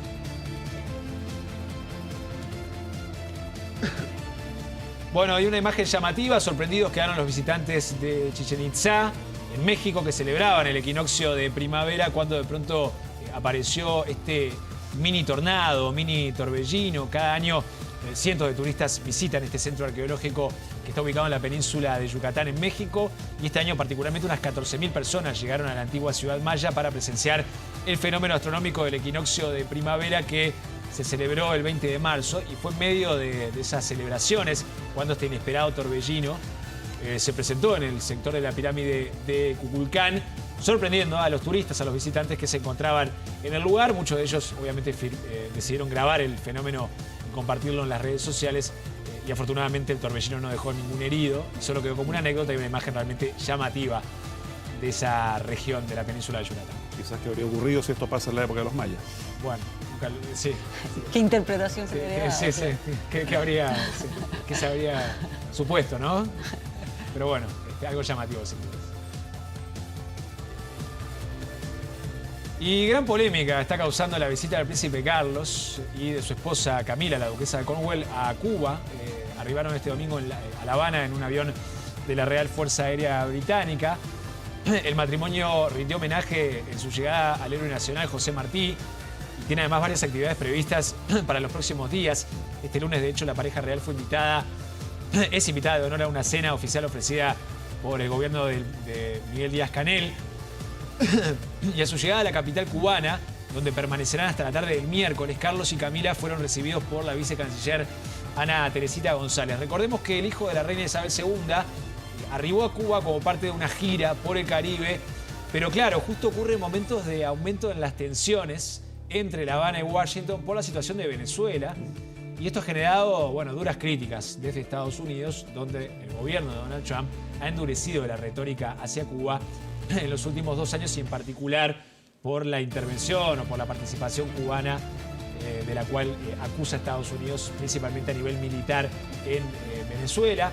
Se espera que Carlos y Camila visiten una estación de energía solar que es financiada, entre otros países, por fondos británicos y que debe comenzar a funcionar en diciembre y se va a convertir en la más grande del Caribe. También van a asistir a un espectáculo de ballet y van a recorrer el centro de inmunología molecular que está ubicado en las Islas Caimán, cercanas a Cuba.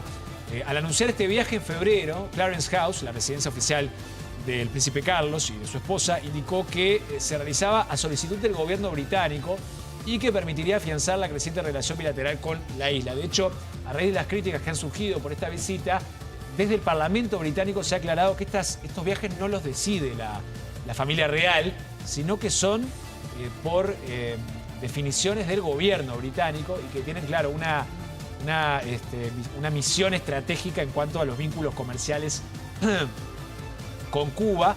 Pero claro, todo esto ha generado una mayor polémica con Estados Unidos y quizás este es un viaje que hace algunos años hubiera parecido inimaginable, ¿no? Un aliado estratégico histórico de Estados Unidos como el Reino Unido, que, los príncipes, el príncipe Carlos, el principal heredero al trono, visite Cuba.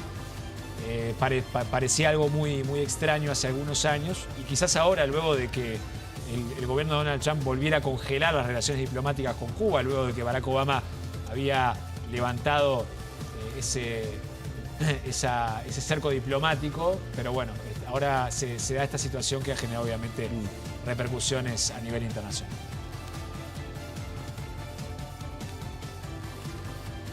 Vean esto, autoridades de Indonesia detuvieron a un joven ruso en el aeropuerto de Denpasar, en Bali, cuando descubrieron que en una maleta ocultaba un orangután de 2 años, que obviamente lo llevaba para traficarlo, ¿no? Pero algo increíble, el sujeto drogó al animal con pastillas antialérgicas para sedarlo y lo colocó en una canasta envuelto en sábanas, pobrecito el animal. Junto al orangután, además, el pasajero llevaba 2 lagartos y 5 lagartijas. Y una vez que descubrieron a los animales, y al ser cuestionado por la situación y por cómo había conseguido capturarlo, primero porque es un animal que está en peligro de extinción, claro, y trasladarlo, dijo que se lo había regalado a un amigo. Así iba, ¿no? Así iba. Claro. Espera, Como estaba en esa foto. él trataba de pasar todos estos animales sin que lo descubrieran. Exacto, sí. Osado igual también, ¿eh? Pero la verdad que terrible, pobre el orangután. Bueno, dijo que se lo había regalado a un amigo que lo había comprado en un mercado callejero por $3.000. Algo así como 400... como 2.400.000 pesos. El acusado ahora va a tener que enfrentar cargos que podrían costarle $7.000 en multas, hasta 5 años de prisión por tráfico de animales, obviamente. Y recordemos lo que decía, ¿no? Los orangutanes están considerados especies en peligro de extinción y se estima que quedan menos de 100.000 de ellos vivos en el mundo. Así que la verdad, una fortuna que lo hayan podido detectar y que hayan evitado este tráfico de animales. Cerramos con otra imagen muy particular de otro animal, un elefante asiático que se separó de su grupo y visitó, recorrió el pueblo de Mengs en la provincia de Yunnan. Pero ¿cómo se pierde pierde un elefante? Oye, sí. Algo increíble. Lo que ocurre en esos países donde están tan mezcladas las faunas naturales, o sea, locales, y las ciudades, ¿no? Están tan cercanas, y que se escapó un elefante y recorrió una ciudad, causando obviamente gran sorpresa y algunos destrozos, ¿no? Porque algunos destrozó como 7 autos, 9 autos dañados. No tiene la culpa él. Claro, pero bueno, él estaba caminando y obviamente se lo veía un poco perdido. Bueno, tuvo que intervenir bomberos y las autoridades locales y de control de animales, y luego de 30 minutos de tratar de contenerlo y de guiarlo, pudieron llevar al elefante a un lugar seguro sin que se produjeran daños y que se sintiera amenazado y reaccionara de manera agresiva ante las personas o ante el lugar o los lugares que estaba por los que estaba caminando. Oye, y lo siguieron ahí, por lo que veo en la cámara, como con un dron, parece, ¿no? Sí, creo que sí. Son estas imágenes. Por lo menos era un dron, no era una cámara GoPro que estaba en uno de los transportes con los que estaban siguiéndolo para intentar sacarlo de la ciudad. Ya, pero salió sano y a salvo. Sano y a salvo y ningún herido. No provocó pasó ningún nada. otro problema. Una ciudad pequeña igual, poco poblada, pero bueno, estamos hablando de China, ¿no? Todas las ciudades poco pobladas igual son muy pobladas. Entonces, bueno, igual causó sorpresa, pero una imagen realmente muy particular. Muy bien, Ignacio, gracias por acompañarnos acá esta tarde. Gracias, como siempre. Chao. Bueno, de regreso a nuestro país, el presidente Sebastián Piñera, junto a los ministros del Interior, Desarrollo Social y Justicia, lanzaron esta mañana un nuevo programa de reinserción que va a beneficiar a cerca de 1.000 reos luego que estos cumplan su condena. Sí, tenemos más detalles con Cintia Rubio. Cintia, muy buenas tardes. Muy buenas tardes, Patricia, Mauricio. Efectivamente, buenas noticias hoy día durante la mañana porque el presidente Sebastián Piñera planteó este programa de reinserción Más R. ¿De qué se trata? Básicamente de un acuerdo, de una alianza público-privada en la que lo que se está buscando es establecer cupos de trabajo para quienes salgan de los centros penitenciarios tras estar privados de libertad y puedan reinsertarse rápidamente en fuentes laborales. ¿Por qué? Porque esto básicamente lo que hace es disminuir las posibilidades de que vuelvan a delinquir y por lo tanto, como explicaba el ministro del Interior también durante la mañana, esto lo que hace es entregar mayor seguridad a los ciudadanos. ¿Cuál es, en definitiva, lo que hace tan particular este nuevo programa? Es que está basado en 4 ejes. El primero de ellos es la preparación para trabajar, luego la capacitación en un oficio o en tareas que tengan rápida implementación, además de la colocación laboral. Esto quiere decir que los cupos van a estar fijados. Esta vez se parte con 500 cupos que han sido mediante un acuerdo con la CPC, se establecen 500 cupos que van a ser utilizados en su gran mayoría por hombres, 400 hombres, 100 mujeres y un poco más también de jóvenes que han delinquido, alrededor de 50 jóvenes, eso como parte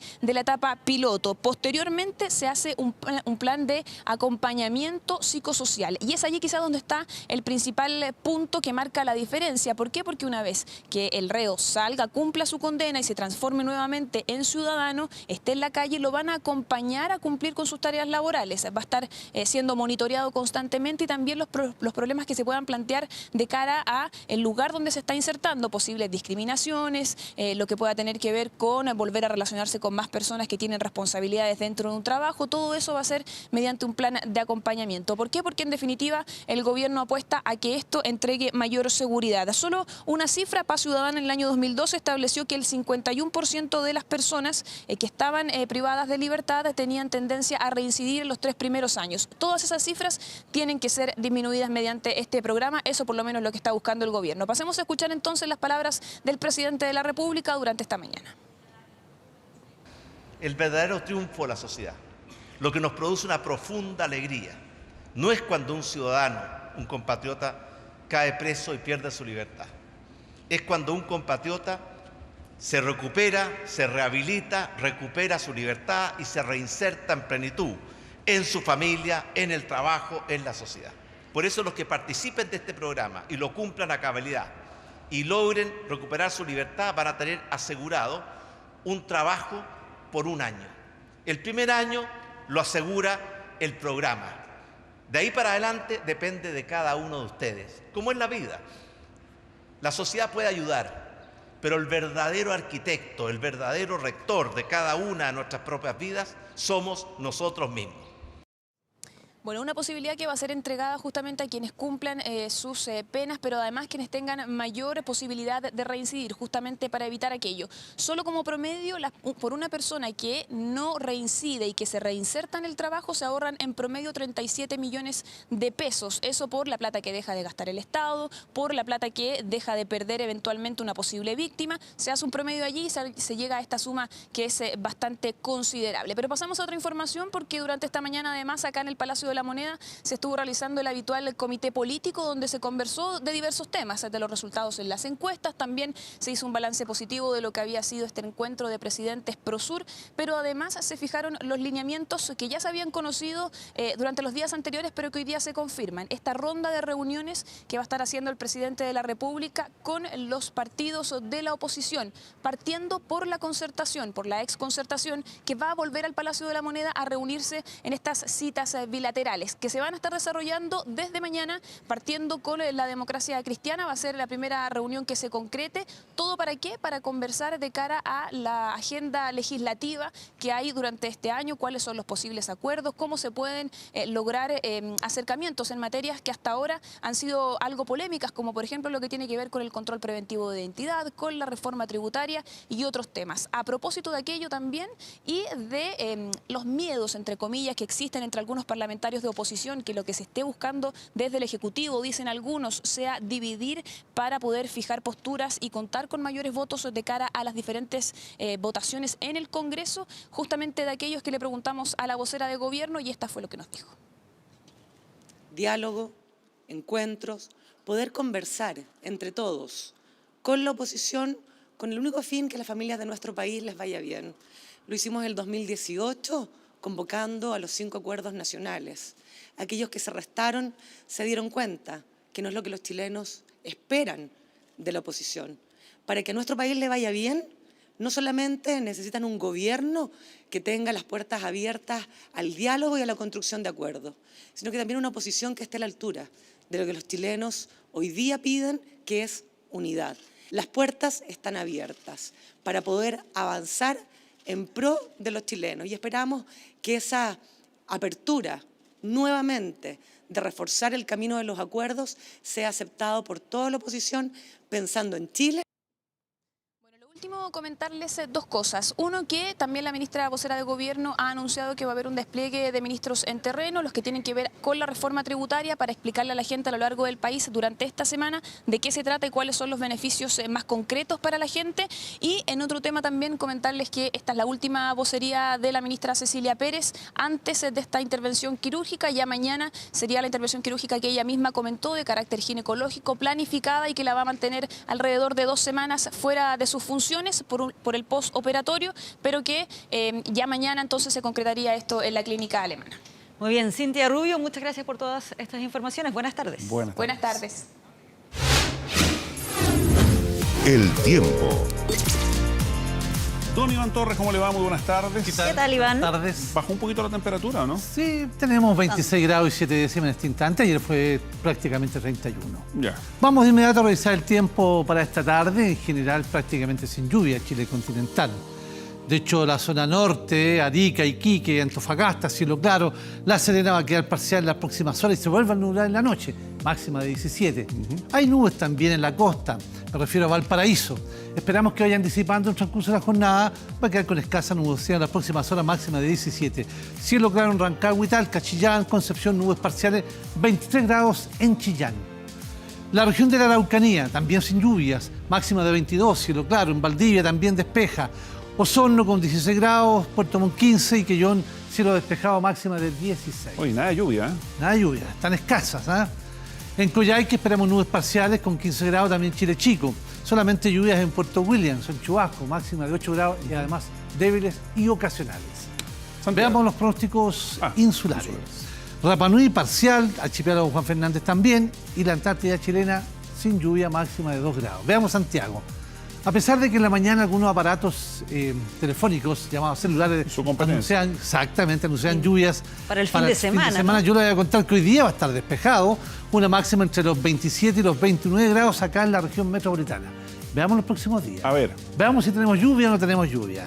No hay lluvias acá. Cielos despejados. El día sábado, algunos aparatos muestran lluvia. Sí, cielos nublados al menos. La verdad es que está despejado por lo menos hasta la tarde y después llegan nubes en la noche. Mayoritariamente despejado, máxima de 28. ¿Asegura que no lluvia? Totalmente seguro. Ya, nos quedamos con esa... Absolutamente seguro, 100% seguro. Y el día domingo, lunes, yo creo que se ven nubes en la capital, pero la verdad que lluvia yo la descarto por el momento. El tiempo se ve. A ver. Se asegura ahí por si acaso. Vamos a ver el viernes si se mantiene el pronóstico. Si llueve, no. Gracias, Iván. Gracias, Iván, por acompañarnos.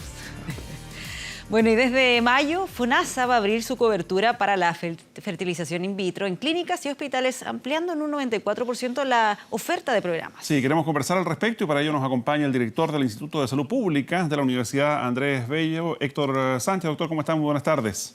Muy buenas tardes, Mauricio. A ver, partir preguntándole por la cantidad de parejas que tras este anuncio se han ilusionado efectivamente con una atención. Se habla de aproximadamente 300.000 personas que podrían verse beneficiadas. Y la primera pregunta que surge es cómo ordenar la gran cantidad de demanda respecto de la oferta existente. ¿Hay médicos preparados para atender a toda la gente? A ver, hay aproximadamente 350.000 parejas que tienen alguna dificultad en la fertilización. Pero no todas ellas requieren de tratamientos de alta complejidad. Los que requieren tratamientos de alta complejidad son un porcentaje del orden del 8 al 10% de esas parejas que se verían directamente beneficiadas. Por lo tanto, estamos hablando en el país completo del orden de, y en los dos sistemas, tanto público como privado, del orden de 35 a 40.000 parejas que tendrían acceso a este nuevo beneficio. Sabemos que este es un tema que implica una gran carga emocional, pero también una carga económica. Por eso me gustaría saber cuál es la situación actual, qué cobertura había hasta ahora, cuánto podía llegar a costar un tratamiento de alta complejidad. No cabe duda de que este es un tremendo problema de carácter emocional para todas estas parejas, pero también lo es económico, porque la cobertura que han tenido, tanto en el sector público como en el sector privado, se ha referido fundamentalmente a las prestaciones de baja complejidad. Las de alta complejidad no han estado cubiertas ni en el sector público ni en el sector privado. Ahora, lo más relevante de este cambio que se está anunciando por parte del gobierno es que la cobertura real que tengan las personas respecto del costo final que cuestan estos tratamientos sea alto y sea posible de pagar por la gente. Por ejemplo, en el caso del sector privado, si se sigue manteniendo la cobertura alrededor del 30% del costo final, estamos frente a un problema que no está resuelto, porque en definitiva la gente va a tener acceso a la prestación, va a estar cubierta aparentemente por los planes de salud debido a este cambio de disposición, pero sin embargo no va a tener la cobertura de tal manera que el copago que resulte que deban pagar sea posible de ser pagado por la clase media. Ahora, respecto de las expectativas que todo esto genera, más allá del tema de los costos, nuestro sistema de salud pública, de norte a sur del país, ¿está todo en capacidad de atender a la gente que lo requiera? Hay capacidad instalada tanto en el sector público como en el sector privado. Ahora, yo me imagino que esto no se va a producir una demanda explosiva en los próximos meses, porque mal que mal han habido coberturas en baja complejidad, ¿ya? Y algunos casos de alta complejidad también. Por lo tanto, lo más probable es que la demanda va a ir creciendo a través del tiempo en los próximos meses. Y ahí la capacidad instalada que el país tiene podría perfectamente ir absorbiendo esta mayor demanda. Perdón, y si se genera esa demanda, no sé si explosiva, digamos, pero un aumento en la demanda, ¿cómo se va a ordenar todo esto en definitiva? ¿Cuál debiera ser el criterio allí? Yo creo que en el caso del sector público se va a ordenar con el criterio que normalmente el sector público ordena, que son las listas de espera. Ese es el sistema por el cual regula los desajustes entre oferta y demanda del sector público. Y en el caso del sector privado se va a ajustar fundamentalmente por la variable con que esencialmente ha ajustado el sector privado y que es la variable económica, que es el costo bolsillo. Ahí es donde yo apunto, porque en definitiva en el sector privado, habiendo capacidad instalada, si se usa en forma indiscriminada la variable económica como para regular la demanda, podría darse de que el beneficio alcance a muy pocas personas. ¿Podría esto eventualmente significar un alza en el costo de los planes? Porque esto, estamos hablando de FONASA, pero sabemos que también tiene un impacto en el sector privado, en ISAPRES. También tendría ahí una cobertura importante. Pero estoy pensando, las mujeres que cumplen 40 años, el plan se supone baja. ¿Puede ser que con esto eventualmente pueda subir? Porque muchas mujeres de más de 40 años se someten a este tipo de tratamientos. En teoría podría ser, pero sin embargo toda la tendencia va hacia regular los precios por los distintos grupos de edad. Yo creo que hoy día incluso los planes están bastante atenuados en términos de diferenciar la prima por edad. Por lo tanto, desde esa perspectiva, yo creo que incluso si se aplica la reforma que el gobierno está anunciando, no debería producirse este problema de diferenciación de precios porque un grupo etario de mujeres y de hombres, ojo, que el problema de la fertilidad son de pareja, ya en definitiva podría aumentar el costo de la persona. Doctor, y en un tema que hemos conversado ya ampliamente, este es un elemento más que se suma a la posibilidad cada vez más atractiva para algunos de cambiarse de un ISAPRE a FONASA. Yo creo que va a haber presión para cambiarse de ambos sistemas, desde FONASA a ISAPRE y desde ISAPRE a FONASA, dependiendo fundamentalmente de cuáles son las características del plan garantizado y de cuáles van a ser las reformas que se van a hacer tanto a las ISAPRES como al FONASA. Yo creo que es imprescindible tener muy claro a la brevedad posible saber cuáles son los cambios que se van a impulsar en las próximas legislaciones del gobierno, ¿ya? En términos de cambios a las ISAPRES propiamente tal y al FONASA. Sí, en términos prácticos, ¿de qué hablamos cuando mencionamos tratamientos de alta complejidad versus los de baja complejidad? Estamos hablando, por ejemplo, de mantención criogénica de embriones, estamos hablando de inducción de ovulación, estamos hablando de otros tratamientos de esa complejidad, que en términos de costo pueden llegar a costar 4, 5, 6 millones de pesos. Ese es el precio. Por lo tanto, lo que cubran los seguros, tanto públicos como privados, pasa a ser una variable muy relevante. ¿Eso incluye la ovodonación? No que yo sepa, no. No está contemplado. Y tampoco se sabe el detalle, por ejemplo, de cuántas veces puede una pareja someterse a estos tratamientos. No está contemplado y estos tratamientos normalmente se repiten más de una vez.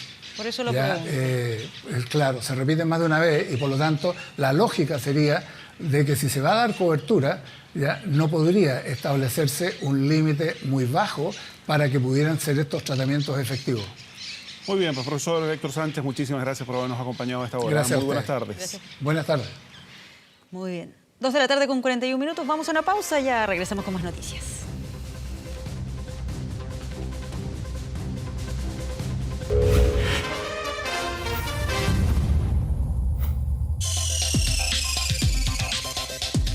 Momento de revisar información de tu bolsillo, Andrés. Don Mauricio Bustamante, Patricia Venegas, ¿cómo les va? Vamos a hablar de reforma tributaria, pero aterrizada bien a la gente. De cómo le afecta, por ejemplo, una idea que propuso La Moneda que ya está firme, que es el impuesto a las plataformas digitales. En palabras simples, Netflix, Spotify, Airbnb, muchas plataformas que son muy utilizadas por los chilenos, que hace 4 o 5 años eran más de elite, hoy día son muy transversales, se les va a cobrar hasta un 20% en impuestos. Y obviamente, cuando se cobra un impuesto, ¿quién lo paga?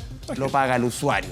Vamos con la primera gráfica, señor director. Esta es una idea que propuso La Moneda. Recordemos que dentro del sistema de reintegración de nuestro sistema tributario, se supone que el país va a dejar de recibir una cantidad de plata que se pretende, por ejemplo, resarcir esa cantidad de plata con una serie de impuestos que van a ayudar un poquito a recuperar lo que se pierde. A ver, hoy en Chile, 1 de cada 3 chilenos tiene Netflix. El 35% de acuerdo a estudios de Adimark, una cifra bastante llamativa. En sectores más pudientes, ABC1, el 70%, en el sector D, el 22%, 1 de cada 4 hogares, no es bajo. También Spotify, un poquito menor, está más asociado a la juventud. 1 de cada 7 chilenos tiene Spotify, también de acuerdo al mismo estudios de Adimark. Este número me llamó la atención y lo lanzó la misma gente de Netflix el año pasado. Chile ocupa el 5º lugar mundial en uso de Netflix. Somos bravos para el streaming en televisión. Así que, sobre todo en series, en películas, algunas películas que las veíamos 10 veces al año algunos chilenos, es llamativo, pero... Eso en cantidad no de usuarios, sino que de horas... De horas vistas. Y se divide por la cantidad de usuarios, pero el tema de horas vistas estamos en el 5º lugar a nivel mundial. Vamos con la siguiente gráfica. ¿Qué es lo que pretende hacer La Moneda? No solamente Spotify, no solamente Netflix, es bastante más amplio. A ver, estas dos plataformas que son las más conocidas, Airbnb, Uber Eats, YouTube, HBO, Tinder Plus, iCloud, de todo. Todas las plataformas, se ríe la Pati, todas las plataformas que no pagan impuestos ahora van a pagar un tributo. Lo decía Felipe Larraín. Hoy no pagan nada. En otros países pagan 22%, 23%. Aquí en Latinoamérica, en Europa se paga 25%. Lo que pretende La Moneda es que se pague un 19%. Es decir, si el servicio, por ejemplo, de Spotify, yo pago 5.000, me va a subir más o menos unos 1.000 pesos. Es el proporcional, el 20% que va a subir. Le preguntamos a la gente en la calle, ¿qué le parece esta idea? ¿Le hace sentido? ¿Seguiría suscrito a alguno de estos servicios? Escuchemos declaraciones.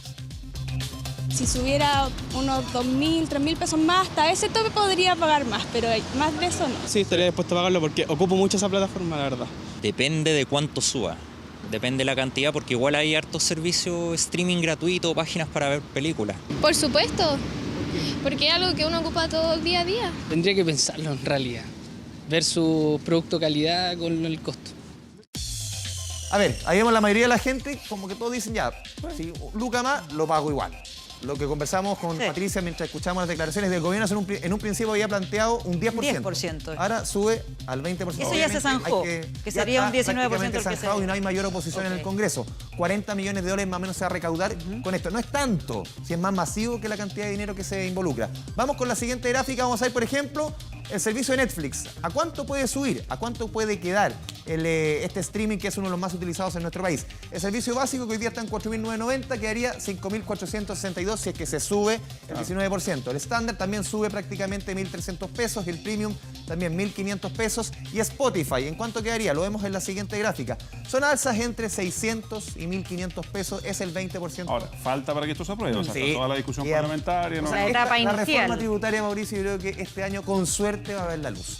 Vamos con la última gráfica que hemos preparado. Tiene que ver con el servicio de Spotify. ¿Cuánto podría subir? Hoy día el más barato, que es el servicio, el plan estudiante, 1.790, subiría más o menos 400 pesos.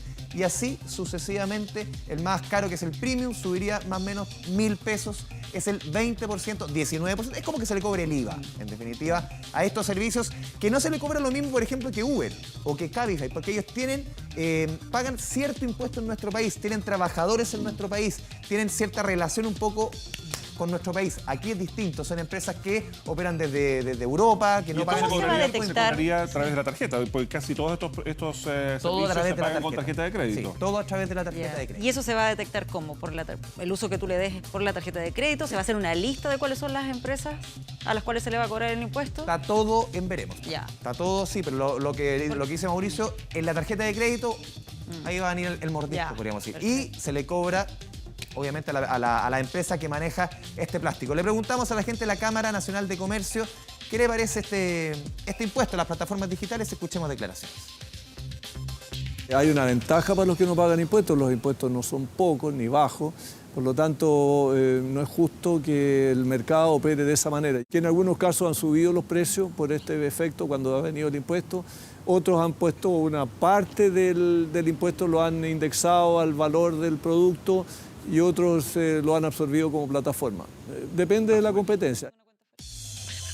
Vamos a ver cómo se desarrolla esto a lo largo del año. Una reforma tributaria que recién en el Congreso va a empezar a masticar en el mes de abril.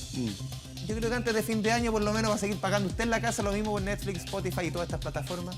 Hay que prepararse. Muchas gracias. Gracias, Andrés. Nos vemos. Chao, chao. Deportes. Bueno, Cambio rapidísimo en el cambio en el equipo. equipo aquí en el estudio. Desaparece Andrés Vial. Ingresa Sergio De un Pinto. segundo a otro. ¿Cómo están? ¿Qué tal, Sergio? ¿Cómo va? Bien, lo que nosotros estamos bien, pero lo que no está muy bien es sobre todo Reinaldo Rueda y la selección chilena que el día viernes pasado dejó bastantes dudas. Mañana juega nuevamente a las 20:55 frente a Estados Unidos. Ayer se cumplió un año de su debut justamente con la selección chilena. Casi 80 jugadores aprobados, 79 para ser específico. Y lo que más llama la atención es que nunca ha repetido ninguna formación y saltan todas estas bromas, que la rueda está pinchada, que la rueda no avanza, todas esas cosas. Tanto titular creativo. Exactamente. Pero la verdad que tiene un fondo y tiene razón todos esos titulares porque realmente la selección chilena no ha jugado bien en ninguno de los partidos que ha dirigido Reinaldo Rueda al mando de la selección chilena y mañana es el último antes de la Copa América. Entonces nadie puede decir que no hay dudas para este certamen continental donde Chile todavía es campeón. Pero ¿cuál es la sensación de que se está todavía improvisando, que no está definido con qué equipo va a enfrentar a Eso no la está ni Copa cerca de América? definir. Yo creo que está el 80% de los jugadores, o tal vez un poco más, pero llama la atención el otro día que fuera titular Iván Morales, que es un chico de Colo-Colo, que ni siquiera es titular indiscutido en su equipo, no está ni cerca de ser. Se supone que en la selección tienen que estar los mejores. Iván Morales todavía le falta mucho y el otro día, sin duda, fue... A pesar de eso, fue titular. Por otro lado, estos partidos son para eso, ¿no? Para probar. Para probar, pero seguramente Iván Morales no va a ir a la Copa América. ¿Cuánto influye que aquí también faltaban algunos jugadores? Faltaba Alexis Sánchez y Faltaban los de Católica. Eduardo Vargas, los de Católica. La Pati siempre muy preocupada de eso. No, lo digo porque está enfrentando ahí la Supercopa. Exactamente. Vamos a escuchar reacciones en la previa. En un ratito más va a hablar también, cerca de 20 minutos más va a hablar Reinaldo Rueda. El día de ayer hablaron varios jugadores, por ejemplo Esteban Pavés y también Diego Rubio. Contra Estados Unidos que hay que salir a ganar, hay que estar concentrado 90 minutos y creo que estos partidos obviamente que son amistosos, pero sabemos que muchos jugadores en lo particular no estamos jugando a lo mejor una futura convocatoria y... Yo no sé, bueno, no sé si llamarlo tranquilidad y eso, pero yo creo que es experiencia, el tema de saber que las cosas van a... Intentamos que las cosas salgan bien, yo creo que todos están en el mismo camino. El rival es Estados Unidos, 20:55 horas, el último gran apretón que va a tener la selección de cara a esta Copa América, donde les decía tienen que revalidar o intentar revalidar el título, y yo creo que va a estar muy alejado de eso el equipo de Reinaldo Rueda. Uno que sí fue campeón es la Católica, y no solamente fue campeón, fue supercampeón, porque el fin de semana se jugaba el título con Palestino, el campeón del torneo nacional que es Católica con el campeón de la Copa Chile que es Palestino, allá en la hermosa ciudad de Viña del Mar, y fue goleada pero de proporciones del equipo de Gustavo Quinteros, el 1-0. Benjamín Kusevich, joven defensor de mucha proyección, seguramente va a ser titular en la selección un par de años más y por largos años también. Qué golazo de César Pinares, uno que en Colo-Colo no anduvo bien, le dieron un poco de confianza en Católica y está siendo uno de los mejores del torneo. Ahí está el 3-0, uno que se le abrió el arco es Sebastián Sáez Sacha. Ahí está batiendo al Nacho González, el buen portero que tiene Palestino. Va a venir el 4-0, ya esto era goleada por parte de los cruzados. Uno jovencito, también de proyección. Ahí está Diego Valencia con el 4-0 para Católica y el 5-0, el mejor gol de todos. Ahí la agarra Diego Buenanote, va a ser una finta. Y miren cómo define el enano, 5-0. La victoria de Universidad Católica para ser supercampeón y así lo festejó el equipo de Gustavo Quinteros. Mira, lo que viene a continuación son estas típicas imágenes que nos llegan. Esta es de África. Miren la patada que le llega. Ahí no se va bien, pero la repetición. Esto es sub-19. Karate Kid daría, pero en llamas. Felicitando. Y encima lo pisa. Esto es sub-19, esto es Tanzania frente a Burundi, que son unas clasificatorias para el torneo africano, pero llama la atención la agresividad de esa patada. Más encima después lo pisa y ¿saben qué? No fue expulsado. ¿No le cobraron? No fue expulsado. ¿Y el árbitro? Que lo atiendan. Sí, pero bueno. Y por último, esto sucedió en la mañana, el Ministerio del Deporte junto al equipo de hockey, que ellas hace tiempo vienen reclamando para que haya una cancha, un estadio, para que ellas jueguen, un deporte que a Chile le va bastante bien, sobre todo en la rama femenina. Ellas son las Diablas, así se llama este equipo. Bueno, y hoy se anunció de que va a comenzar la construcción del estadio para que ellas jueguen de local, con un estadio acorde a las proporciones de un deporte como este que le va tan bien a Chile. Va a ser en el Estadio Nacional y este año va a comenzar la construcción de... Bueno.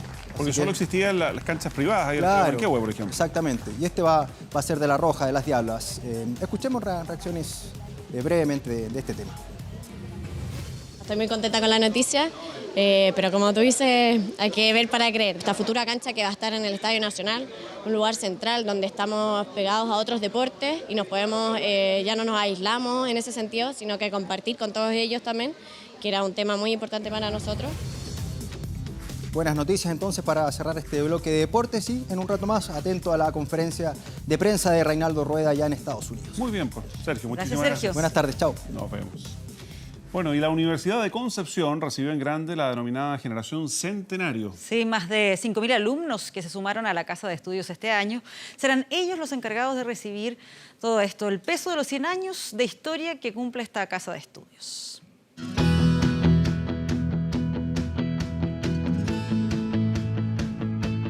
Es la tercera casa de estudios más antigua de Chile, 91 carreras, 120.000 titulados en su historia y 100 años de trayectoria, razón más que suficiente para rendirle honores en grande.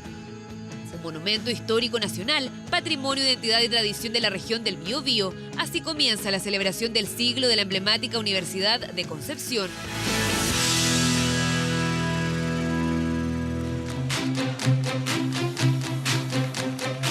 Serán 15 meses de festejos y ellos el símbolo de este significativo cambio de folio. 5.161 alumnos, 2.701 mujeres y 2.460 hombres serán los encargados de recibir la herencia y el peso de la historia de la UDEConce. Son ellos la denominada Generación Centenario. La generación que marca la transición, ¿no es cierto?, entre el primer y segundo siglo de vida de nuestra universidad. La generación que asume todos los desafíos, ¿no es cierto?, de contar con toda la historia, con toda la sabiduría, con toda la experiencia de esta comunidad universitaria. Es una fiesta universitaria muy importante, que era lo que queríamos lograr, que efectivamente la comunidad universitaria recibiera a sus nuevos estudiantes, a los estudiantes de la generación Centenario, que para ellos fuera un momento imborrable en su vida. La bienvenida a los nuevos y especiales integrantes de la Casa de Estudios, una masiva marcha desde la Casa del Deporte hasta los jardines del campus, fue solo una de las actividades coronada con esta imagen tomada desde el aire que formaron alumnos, funcionarios y autoridades académicas, una donde esta vez la FEC también tuvo protagonismo. Es súper positivo y lo va a ser aún más en la medida de que no sea solo considerado para esta celebración, sino que finalmente se traduzca en una política de incorporación de todos los estamentos de aquí a los 100 años más que se le vienen a la Universidad de Concepción.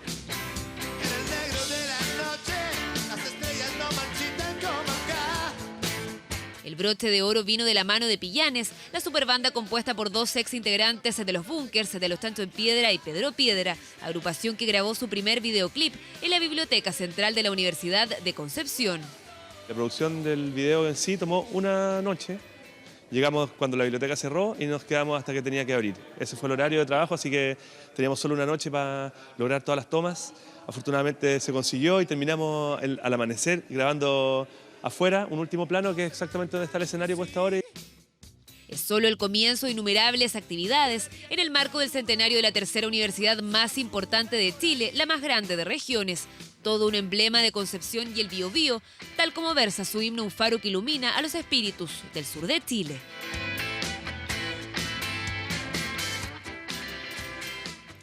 Muy bien, pues felicitaciones a todos ahí en la Universidad de Concepción. Con esta noticia cerramos la revisión de 24 horas. Así es, pero las noticias siguen, por supuesto, en Canal 24 Horas. Que estén muy bien. Buenas tardes.